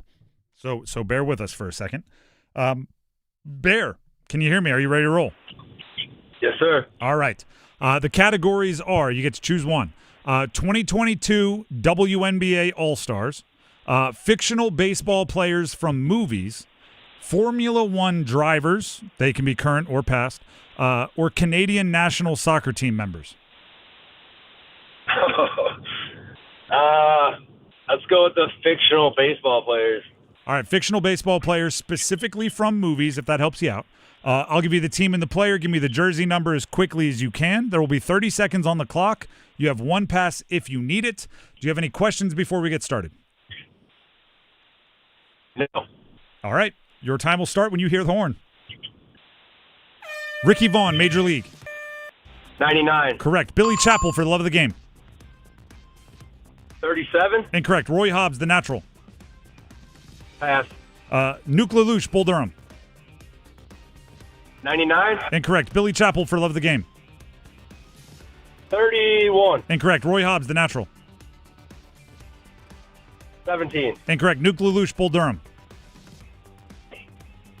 91. Incorrect. Billy Chappell, For the Love of the Game. 24. All right, Bear, you got one with Ricky Wild Thing Vaughn, 99. If you're playing at home, Billy Chappell from For the Love of the Game, 14. Roy Hobbs, 9. Nuke LaLoosh, you were stuck in the 90s, but 37 is what we were looking for. Go ahead and stay on the line. We'll see if one holds up, all right? All right. All right, that brings us to Dylan. Dylan, can you hear me? Dylan, are you there? Hey. There you are. Dylan, the categories remaining for you to choose are 2022 WNBA All-Stars, Formula One drivers, they could be current or past, or Canadian national team soccer. Let's go at WNBA All. All right, WNBA All-Stars. I will give you the team and the player. You give me the jersey number as quickly as you can. There'll be 30 seconds on the clock, 1 pass if you need it. You do need at least 2 for the victory. Even if you get 2, though, keep going. Perfect scores are still celebrated. Do you have any questions before we get started? No, let's do it. All right, all 2022 WNBA All-Stars, and your time will start when you hear the horn. Derica Hamby, Las Vegas Aces. You said Hamby? Yes. 7. Incorrect. Courtney Vandersloot, Chicago Sky. 15. Incorrect. Derica Hamby, Las Vegas Aces. 5. Correct. Sabrina Ionescu, New York Liberty. Ionescu. Pass. Skylar Diggins, Phoenix Mercury. 6. You got 1, which is a tie, but if you listen to the show, traditionally, tie goes to whoever goes first. But actually, I want to tell both Bear and Dylan, it's April Fools. Those categories are ridiculous. So you're both going to get tickets if that's okay with y'all. All right, let's go. Thank you.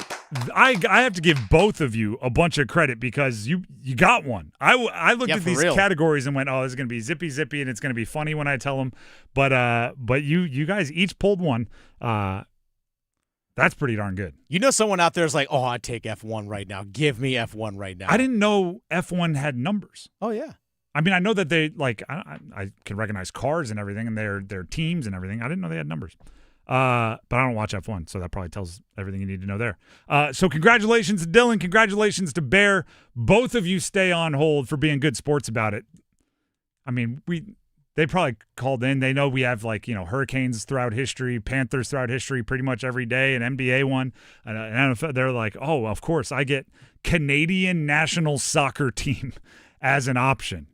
For those of you playing at home, by the way, we didn't give you the WNBA answers. Hamby with the Aces 5, as you heard. Vandersloot with the Sky, we would have accepted 21 or 22. And Ionescu with the New York Liberty, 20 is what we were looking for. And then right under the buzzer, Skylar Diggins, number 4. I mean, WNBA, if you gave me the biggest names, I think I might be able to pull a couple. If you pick a specific year's all-star team, that's tough. That's tough. I think I might have gotten Billy Chappell. I love For Love of the Game. The Drive with Tim Donnelly, 99.9 The Fan. Little April Fool's action. Like I said, keep your antennas up, everybody. Keep your antennas on high alert for jokes. We're going to be traveling. Please no April Fools about traveling. Let's not think you're cute airlines out there. That's just mean to start messing with people like that. But you may be asking why we're traveling tonight. Dennis and I are immediately after this show. Matter of fact, a little early. We're going to start overdrive about 15 minutes earlier than we normally do to make sure we can get to the airport and you know, with all of the security concerns, make sure we have the time to get to our gates. But we're on the way to Indianapolis for the Final Four, at least for the radio row leading up to the Final Four. It's a big kind of gathering for people in the college sports world. So we are anticipating quite a bit of, coaches' interviews. Hopefully we can get some of the local guys that are out there on the show. We're going to do our best. We're going to book as much as we can. We are going to track down as many interviews as possible while we are out there in Indianapolis. So please tune into the show. Obviously 3 to 6 tomorrow. Also subscribe to our YouTube for things that you miss. 99.9 The Fan is the channel on YouTube. 99.9 The Fan in the App Store, Google Play Store if you want to put some content on your phone. And then Friday, we'll have a little tailgate edition of the show from 10 to noon. We do that occasionally. Then we'll double back for the see that corporate lingo? Double back for a 3 to 6 traditional version of the show. So that's on Friday, and then we'll be back on Monday to break it all down. But we're doing our best to put together a good show for you, and hopefully you all appreciate it. And the way you can show that appreciation is just by continuing to listen and continuing to pass it along to your friends and everything that goes along with it. I'm still impressed by both of our contestants getting one in our like more off the wall categories. No excuse for the shutouts when it comes to like NFL players that we get occasionally or NFL Panthers only. No more excuse for shutouts if we got people rolling with fictional baseball players from movies and they're finding a way to get at least one. The Drive with Tim Donnelly, 99.9 The Fan. The news of the day, just a little quick recap. Justin Gainey has been announced as the head coach of the NC State men's basketball team. And I can give you the compensation one more time. Brian Murphy, WRAL Sports, has the reporting, and I can do the little play the middleman, pass it along to you. Gainey's 5-year deal is worth a bit more than $14 million for an average compensation of $2.8 million per year. That is the length of Justin Gainey's 5-year deal. For comparison, Will Wade's 6-year deal with NC State was worth more than $17 million and averaged $2.875 million per year. So one less year and $75,000 less per year goes to Gainey compared to Will Wade's deal last year. Pretty darn similar. I have a much better chance of seeing the end of this contract than we did the Will Wade contract. I'd put much better odds. He also has academic bonuses of $300K per year and athletic achievement bonuses. This is Justin Gainey. His athletic achievement bonus max is $950K per year. Dennis, is there anything we need to make sure everybody knows before we take off? That was Dylan, by the way, that just played in the numbers game. It's his birthday today. Hey, let's happy go. birthday. Speaking of birthdays, one more thank you to the Durham Bulls. I don't know how they knew. My son and I were walking to the Bull. We were going to take some pictures with the Bull on his birthday. My son turned 5 yesterday. Big deal, right? You guys have been hearing stories about Miles now for more than half of his life here on this show. We were walking to the Bull, and a worker, a staff event member person was like, hey, this bounced into one of the food areas, and it was a foul ball. And he nice. Tossed it to me, and I was like, hey, got to give it to my son on his birthday. He was going home the whole time we were driving home just going, I have a ball that was actually in the game. This was actually in the game. This was in the game. And I was like, yeah, buddy. So shout out to that event staff. I don't know how they knew, but they made a 5-year-old's day on his birthday, which he was already having a great time. But, that's the magic of baseball. Those kind of things happen. It's the magic of baseball. Hopefully, we have some magic of college basketball from Indianapolis, and we get some fortuitous bounces and get you some good interviews. Like I said, we will continue to do our best to put together some cool shows while we're out there. Max will be running things back here at the studio. Max will be here at Master Control. So we're in good hands on both sides of our connection. Keep listening here to 99.9 The Fan. We do have a little bit longer of an overdrive. We are starting with some Justin Gainey talk. Gainey. Perfect. So Justin Gainey talk to lead off overdrive here, and if you see a couple of cars driving a reasonable but fast pace to the parking lot, to the airport from our parking lot, you know that will be Dennis and I, because we are excited to get rolling. Until Monday, here in the studio, have a great day. We'll see you from Indianapolis tomorrow. Talk to you then, everybody. See ya. Move your sports day forward. For teams who missed the tournament or took early losses, the time to reflect ended the morning after. The business of player retention is now key for your program, and the playing field is more level than it ever was.